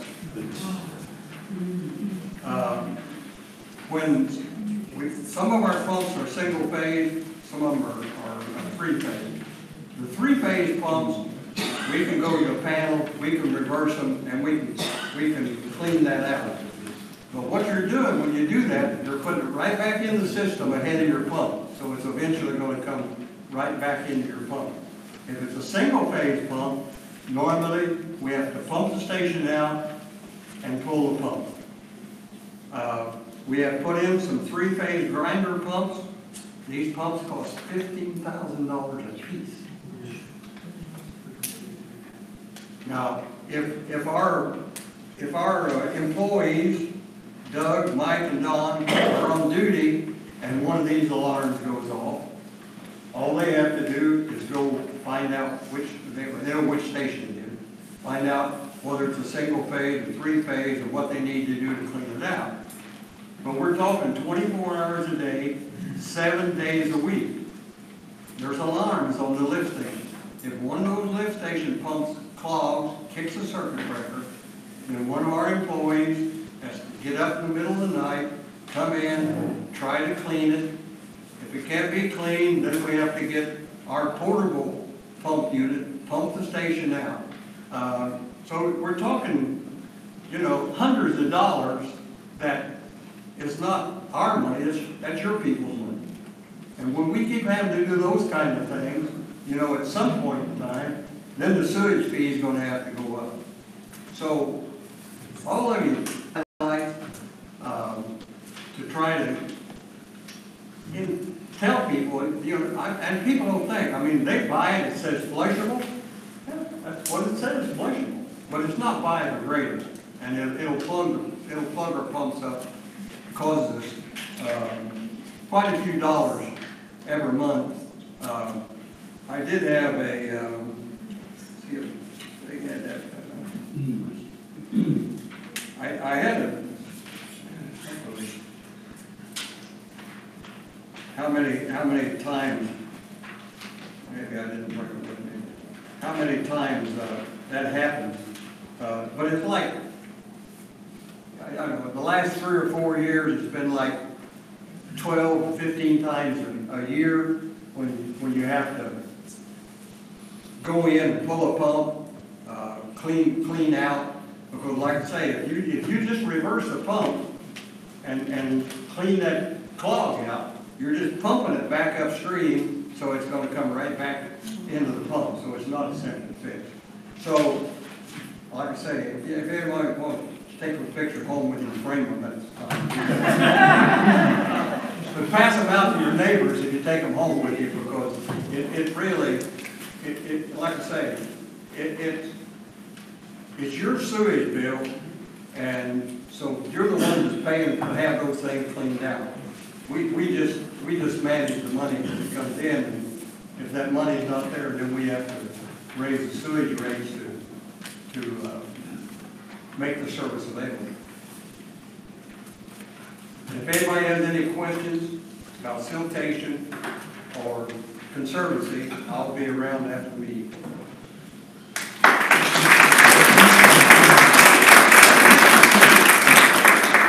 Thank you very much, Wayne. Next committee report will be the election committee, Jimmy Warren.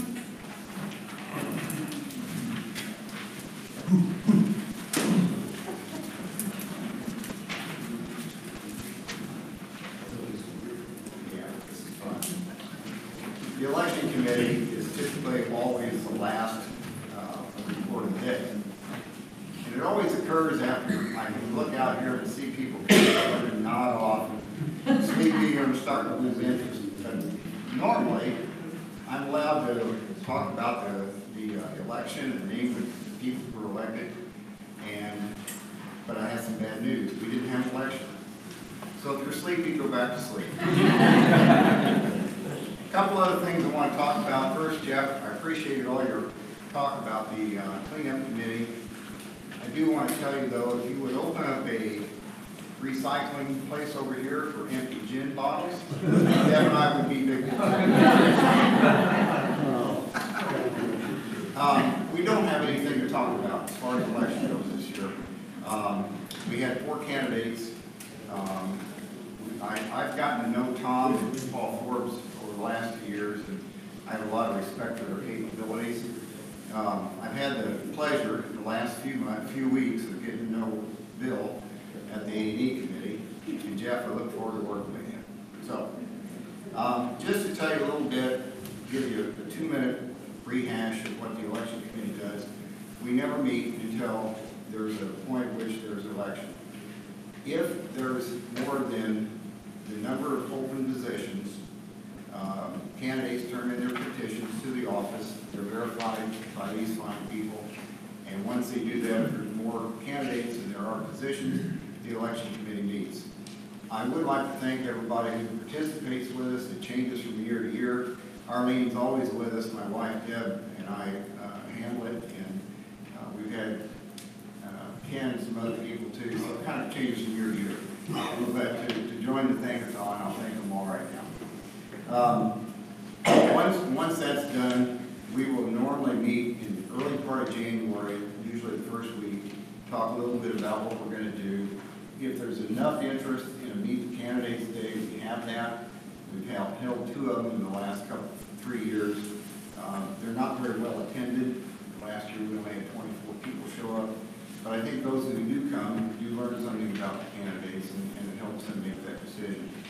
And then on the Thursday before the meeting, we meet together to validate the ballots that come in.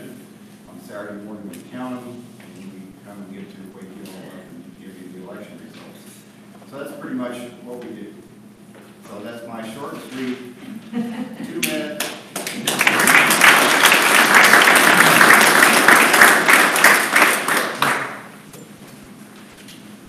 The last committee report is going to be given by me on behalf of the government committee, which unfortunately wasn't active this year at all. They lost the chairperson, who moved on and decided they didn't feel like doing it anymore, which is understandable. Volunteering is a lot of work. Government committee mission statement is to improve the image of Heritage Lake community by fostering mutually beneficial relationships with city, county, state, and federal agencies while advocating for the benefit of our community in an effective, respectful manner. Government committee was one of those deeply affected by the loss of volunteers. They didn't meet, and it's very difficult because the members provide valuable insight and participation into the bigger public agencies and give our community a voice and influence in those agencies. So it's really important work that we're really hoping somebody has an interest in picking up and reigniting that committee and making them active again, and being able to represent us both to those agencies and bring information from those agencies back to our community on issues that will affect us all. So if you know anybody, we'll try to actively recruit whoever it is that you think may be suitable. Come to anybody on the board or the office if you're interested yourself, or if you think you know somebody that might be perfect for that role. It's really difficult for us to be represented in the bigger agencies if we don't have active participation in a lot of the meetings that are held. A lot of times during the day, people that are working have a difficult time supporting the work that that committee does. So anybody else that you think that might be a good fit for that, please come forward and have a talk. We think it's a commitment, but it's not a life and death thing. People have lives outside of their volunteer groups too. We're not trying to take that away or replace it. We're just trying to make sure that we have our community interests well represented. So give it some thought. The next portion of the meeting is going to be turned over to the other teams that aren't formal committees in this community, but they perform vital services as well. So we've got a few represented here today. And Anita, if you have a report for the Garden Club, we can kick it off with you. All right.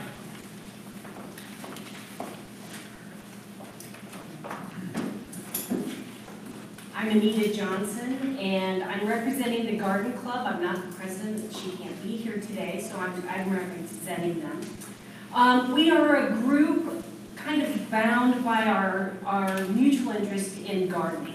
So that means soil and turf and trees and flowers and vegetables. And I want to dispel a myth right now. We're not just for women. We'd like a few men, all right? So I'm just putting that out there. One of the things about neighborhood interest groups is that they're really important binders of the community. They're places for you to meet people, learn something new, create a sense of belonging. And I was thinking about this, and I thought, well, why is it that the Villages and Del Webb communities are so popular? The Villages has 300 interest groups, right? There's something for everybody there. There's something for you to do and go and create for yourself a community nest. So our garden club is growing. You know, everybody else is shrinking. We're growing. And not just gardens. We're growing in numbers. We have new members. We have a new vision, some new interests, some new energy. And we've always taken care of the flower boxes at the entrance of the garden, of the community, and out here in front. But we're starting to broaden our focus a little bit. And we're starting to think outside of the flower boxes and outside of our own gardens, and thinking about being a resource for the community. What's that mean? We're talking about pollinators and rain gardens. We talked about siltation. Well, rain gardens stop or slow down erosion. And if you do that, then you don't have as much siltation and you don't have as much dredging. We can have a profound effect on the community by the things that we do and kind of the outreach and education that we do. Now, to do those kinds of things, we have to do a little bit of fundraising because we can't always come to the board and ask for money. So at Christmas time, we made wreaths. It was a great project. We had a lot of fun doing it. They turned out beautifully. They were a value, and we're going to do it again. So in December, I want you to be watching, or it's probably going to be November. We'll pre-sell some of those wreaths, and be sure to support us because the money does go back into the community. The other thing that I brought up, this is a beautiful, beautiful handmade quilt. It's hand painted, it's hand quilted. We're selling it. One of our members made it as a thank you to the Garden Club for our community work and for our support of her during the time. And if you're interested at all, it's here. We'd love to have that go to someplace that somebody that really loved it. It's a wall hanging or a quilt. That money will also go back into the community. I brought some flyers that are back there so you can sign up. And I also brought our club business cards. We're stepping it up, folks. We're stepping it up. We have a new Heritage Lake Garden Club email, so that'll be passed along from president to president so that you never have to worry about how to get a hold of us. And on the back are our meetings, and guess what? We are trying to be more accessible to the community, and we are starting an evening group. So we meet at 9:30 and 7 o'clock on the second Thursday of the month from March through December. So if you work, you can still come and be part of the Garden Club. It's one club, 2 meetings, okay? You don't have to know a lot about gardening to come and join us, but do come and grow with us. Thanks.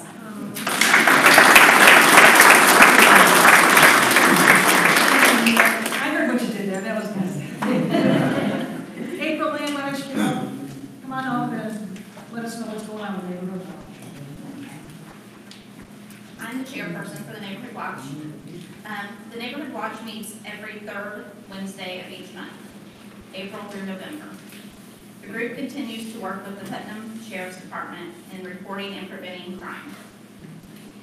Please continue to report any suspicious activity and crime to the Neighborhood Watch and Sheriff's Department. We are looking for captains for Jefferson Valley, Victory Hill, and Lincoln Hills to add to our groups. Block captains are asked to meet once a month to take any calls or reports for the neighborhood as needed. You can contact myself for any information if you're interested. A huge thank you to the Putnam County Sheriff's Department and Bob Salou for all they do for the community and joining our monthly meetings. Kate Robinson, thank you for your support for our group and Facebook page. And the Neighborhood Watch captains and all of our supporters for the 2018 and 19. We have information magnets and keychains back there that has all of our captains' names and phone numbers on, and everyone is welcome to take those. We have, sorry, got off track here. The dispatch numbers are on there as well. So before you leave today, please take one. The Neighborhood Watch is hosting a chili cook-off March 2nd, which is next Saturday, from 2 to 4 here at the clubhouse. There's a breakfast in May, a taco bar in July at the marina, and we raise funds for security needs. We did donate towards the new security boat last year. You can like our page for the Heritage Lake, Indiana Neighborhood Watch Facebook page to keep informed for any information. And the Neighborhood Watch is asking you to get involved and join us at the next meeting, which is April 17th at 7 p.m. upstairs, large meeting room. And please continue to be our eyes and ears of the community. Thank you.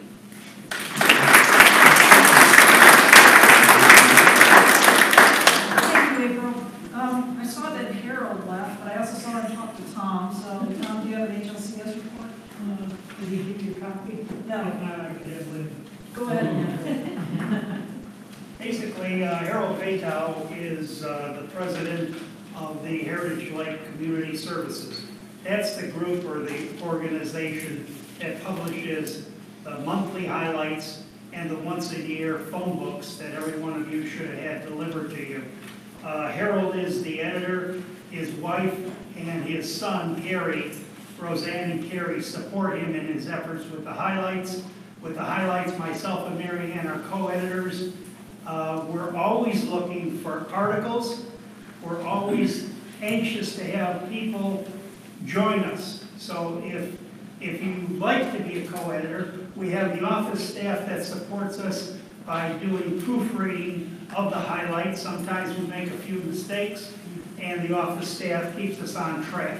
But if you're interested in joining us on the highlights, all you have to do is contact Harold. His phone number is in the book. I have some extra copies of the phone book that was published.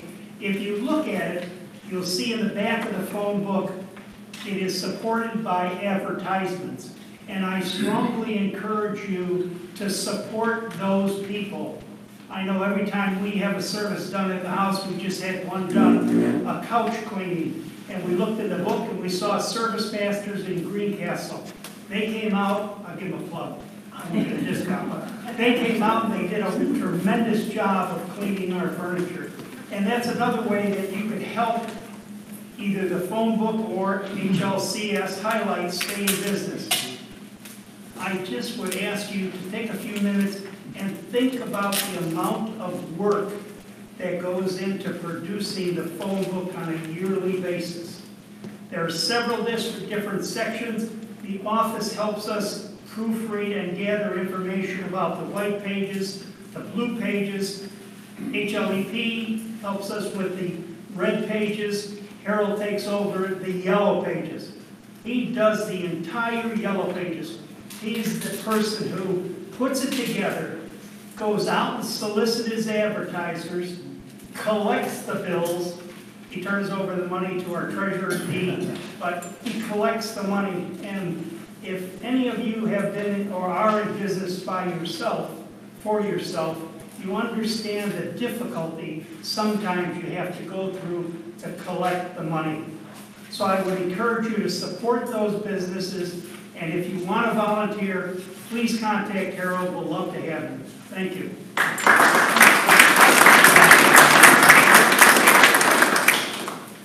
Thank you, Tom. I think that's it for all the committees, all the teams. Is anyone else sitting out there wanting to give a report on anything? Or are we good? All right. So that closes that portion of the meeting. We're now going to turn it over to the open forum, in which you can stand up, state your name, your lot number, calmly ask a question. There's a decibel limit. If you start yelling, we're going to have to cut you off. But please be respectful of the person that has the floor. We'll take any questions or comments that you have. And like I said, just raise your hand, be called upon, and then go ahead and state your question. Tom. Yeah, quick question. On the marina, we were down in 138 acres, we were committed to a budget of $350,000. And then further down it says, we expect to pay for 100% of the project from cash reserves that have built up over the years. Is there enough in cash reserves to pay, or how do you fit? I'm going to turn that over to Jim Johnson, who's been spreading that. Right now, we can write the check right now. Yeah. Our cash reserves are just a little bit, right around 900,000. But we are in excellent financial condition.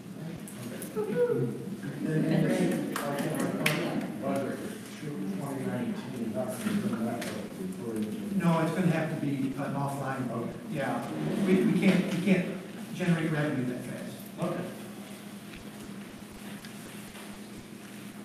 Jim. You always have to have somebody ask questions. Jimmy Levine, 312, I can help. A while back, we listened to something about a volunteer coordinator. Where's that going? Almost nowhere. It has been advertised, the position has been advertised locally in 3 different papers, on a couple of websites, and to date I've got probably 2 or 3 applicants, and I don't think they would fit the bill. It's a tough position. It's something, obviously, we need help with our volunteer community here. Volunteers we have are absolutely fantastic, and we rely on them so much. I mean, they need help. We need more people to come up. Younger generation specifically to come in, lend a hand, get involved. It's difficult. And we need somebody that can help lead that effort. As Ken said, it's not that easy to find that right candidate. Maybe it's easier to tap into what Jeff Blades is doing that got his volunteer. Yeah, just go and start recruiting for your own teams and your own groups. It's difficult work, but really, it's kind of what it takes, it feels like right now. Good question. Anybody else? Yes. Rob Campbell, 260 Northern Hills. Actually, just 3 questions. There should be easy answers on few of the areas. First of all, the aluminum can drop-off that was mentioned by the cleanup, where is that? Okay, it's at the maintenance shed. Where's the maintenance shed? It's across from the water treatment plant. Okay. Right across, that's where the maintenance people report to work. Good. There's a gate that's closed that doesn't allow people to go past the building. Well, there's a hole right there alongside that gate. We put the aluminum cans in trash bags, not individuals. And then Don Williams takes them for recycling. It's a sizable amount of money for us to help put back into the community. Okay. On the Clear Creek Conservancy, it said that there were 136 lots turned over to the POA. Is there any limit on what those lots can be used for? Are they just supposed to be named for the conservancy, for the POA? I mean, can we sell them in the future? What's the? Let me just, I think I could address it. The POA itself manages the lots. The Conservancy still owns the lots. We basically, if you could say, somewhat lease them from the Conservancy. In terms of usage, the intent is to have them be used as green space. As Anita alluded to, possibly pollination plots can be set up there. Bark parks can be set up on certain areas if they're approved. But typically, to keep them open, green space, one objective is to somewhat reduce or keep at a lower level the number of new houses that are being put up, basically to help us with our current value in our lots and our properties. That was the intent of why we went through this. Okay. And then one last question about the campground. Do we have any sense for the usage? I mean, do we keep like track of how many available days were used versus what was available? Is there any tracking of that? Excuse me, as far as the campground, I mean, are you looking to see what lots are open? Or? No, I was just wondering about utilization. Are 10% of the available days used, or 50% of the available? I don't understand how the campground works. I guess somebody comes there, they use it for a few days, and then leaves, or they stay for the summer. Well, you can if you're a member. Yeah. You could, if you're a member, you can come for 2, 3, 4 days, or you can, if you want to bring your camper in for the whole season, I think it's $690, but you can leave it there on a lot. You can also store down there. But as far as utilization, I think last year was like right at 87% utilization, but those are primarily 95% of those are full-time campers that try to never leave. So I want to, thanks. If I can interject one thing, in order to have a camper and to be able to put a camper down on that campground area, the individual has to be a POA member. Yeah, that's correct? Yes. And to be a POA member, the individual has to own a lot somewhere within our community. So there are some temporary camping areas, correct? Yeah. No, I'm No, there's no temporary, we don't let it guest camping. So therefore, everybody who camps has to be a POA member, Correct. meaning they have to also own an additional lot somewhere in the area. Thanks. Thanks for the clarification, guys. Anybody else? Yes. Bruce Hickman, 67 Mill Springs. One of the concerns I've had, I've been out here 4 years now, and it's been brought up several times about boat slips and availability of boat slips and additional boat slips being built or become available. I know there's a waiting list, I'm on it. The last I heard, I was like in the 46, but I don't know where I am, moving up and down. And there's been a lot of talk before that's been initiated or somebody working on that thought process. And it just kind of fell off the table. I haven't heard any more words about that. I'd like to know where the interest stands in that with everybody that don't have places to park their boats on the water and that a little bit. The board at this time, we don't have any planned project to add more boat slips. That's a discussion that comes up every now and then because of exactly what your situation is. You've been on a waiting list, you're getting patient. It's like, all right, when is it ever going to be my turn? But there's a fine balance between keeping our natural areas around the lake, balancing that with more accessibility and more opportunity for people to put their boats around. So it's a discussion that comes up every now and then, but at this time, the board has no intention or no plans to develop any further areas to add boat slips to. So Ken is actually in the process now of improving replacing the posts for a lot of the slips that are out there now, so those should be ready for the spring boating season. But unfortunately, nothing at this time. That's not to say that it's not going to resurface again, and maybe we'll have an opportunity to take a look at a nice area that might be able to add them in the future, but we don't have anything right now. Do we know where that stands right now as far as the waiting list, how long the waiting list is? I know that I was told earlier that it's probably the end of April or whatever, or March before they know who ups and re-ups and how that goes. Yes, they have till February 28th to renew, and we allow a few days after that for mailing. And then early March, I start working the list, and I just go straight down the list. 1, 2, 3, 4. Several members on the list want to just move. So those are really not holding a spot. They're just on the list to move around. They wait maybe 2, 3 years, or 4 years, or one has been on there for several years waiting for a particular spot. But we just move them to where they need to go in order of what has come available. So we work it in early March, and we try to have everybody situated by April. So it's a fast-moving list, and unfortunately, we have a lot of votes out here. So if I understand, you say you're 40th on the list, does that include the people that just want to move? Yes. Okay, so it may not sound as bad as that. I mean, there may be, because of the, if I just want to move over here, I've already got one manually occupied.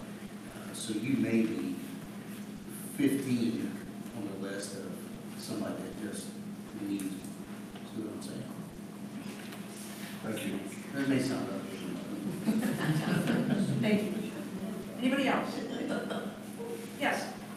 I'm Janet Seifert, 104 JV. I just have a concern about safety. The more boats out here. A couple years ago, and I believe it was Indiana that banned this, and also Heritage Lake, the big tubes you pull behind the boat that fly up in the air. Are those still banned here? We saw one at the end of last season, right at the end of last season, we live right here on the lake, and it was one of those with the wings on that flies behind the boat up in the air, like 15 feet up.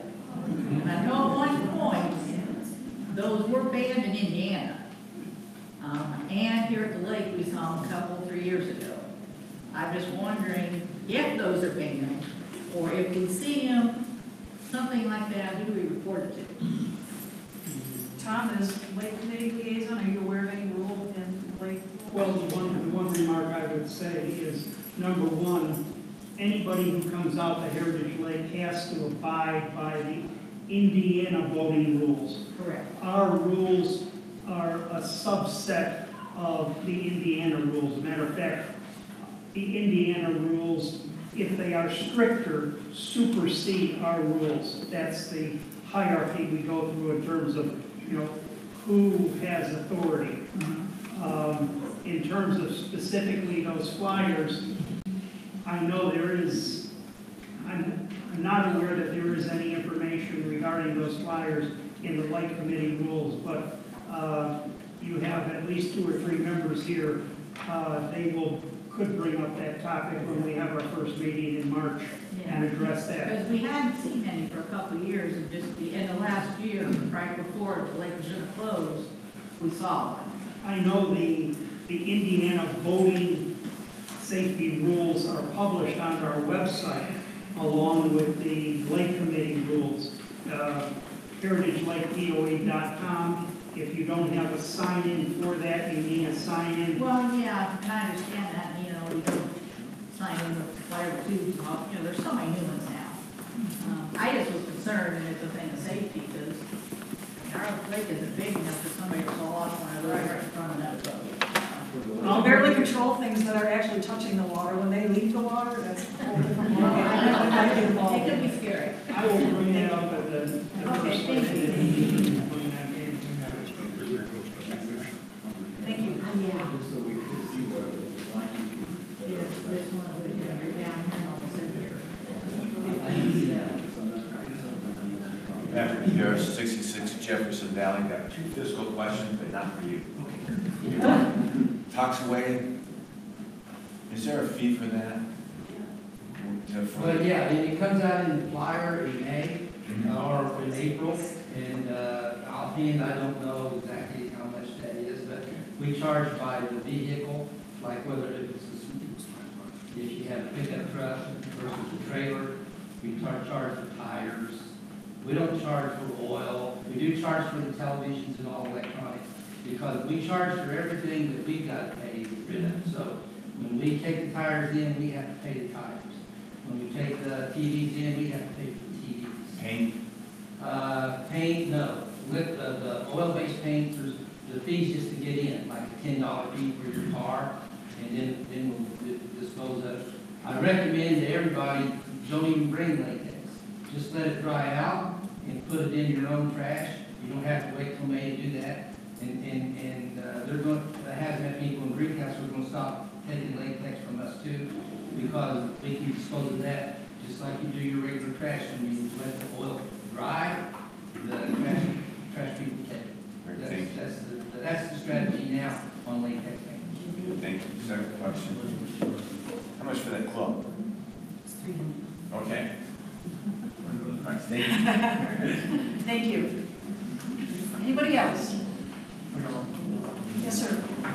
Flannery, Slingman Hills. There's been talk about 40 acres and security and stuff. I haven't read anything lately. It's not really a burning thing with me, but I was just sort of curious. No pun intended? All right. No pun intended. Obviously not. So I just was curious where we were at on that. Yeah, that's a good question. We've been doing research.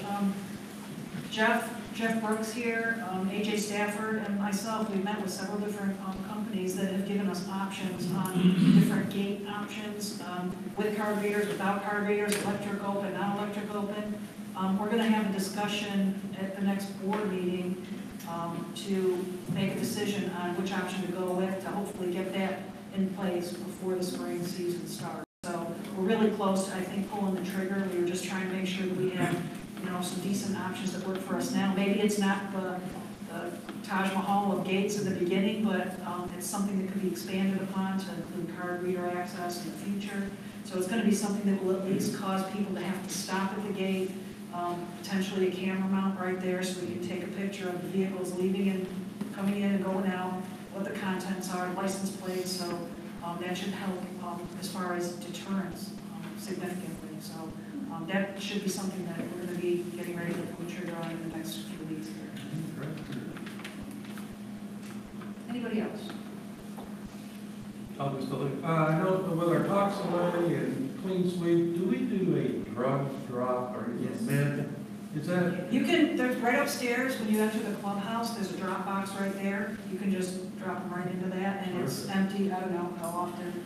I just, myself and the sheriff's department's the only one that has the key to it, and when it gets to a point that I can fill the trash bag, I'll take it in, and it gets dropped off to the box there at the sheriff's department, and then burn it. so I'm sure privacy things are very controlled. Yes. Yeah, it's in a locked box, and then the only person that can unlock it and take it is Kevin. So, Okay, great. yep. Yes, ma'am. Yeah, on the Tox Away, do you take old freezers that are broken and not Freon in them anymore? We don't know if they have Freon or not, but we do take it.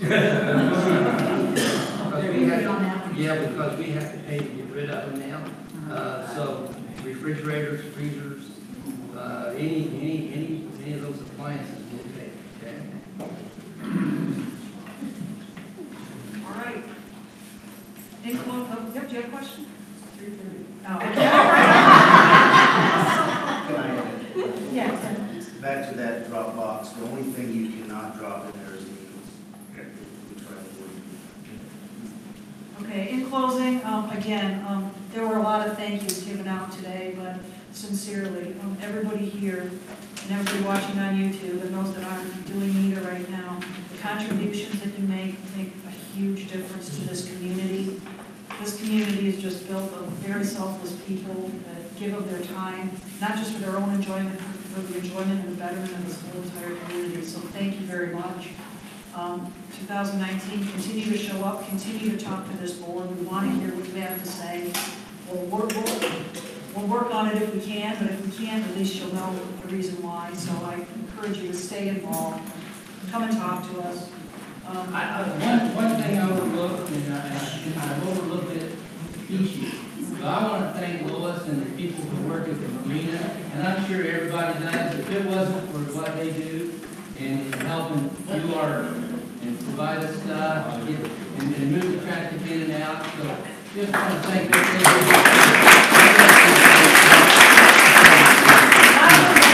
But if you ever need a hug, go to the marina. All right, I have nothing else. If no one on the board has anything, I'll take a motion. Motion. To adjourn. All in favor? Yeah. Have a great day. Thank you, everybody.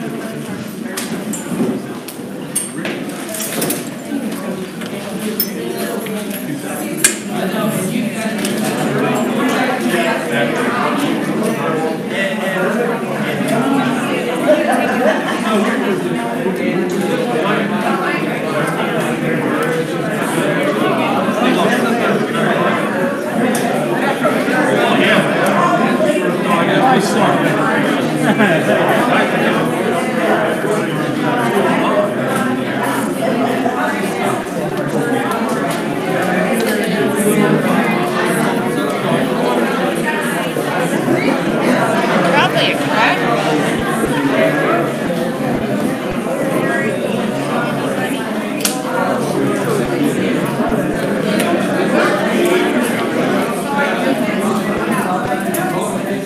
If anybody needs a copy of the phone book, we have copies of the phone book available.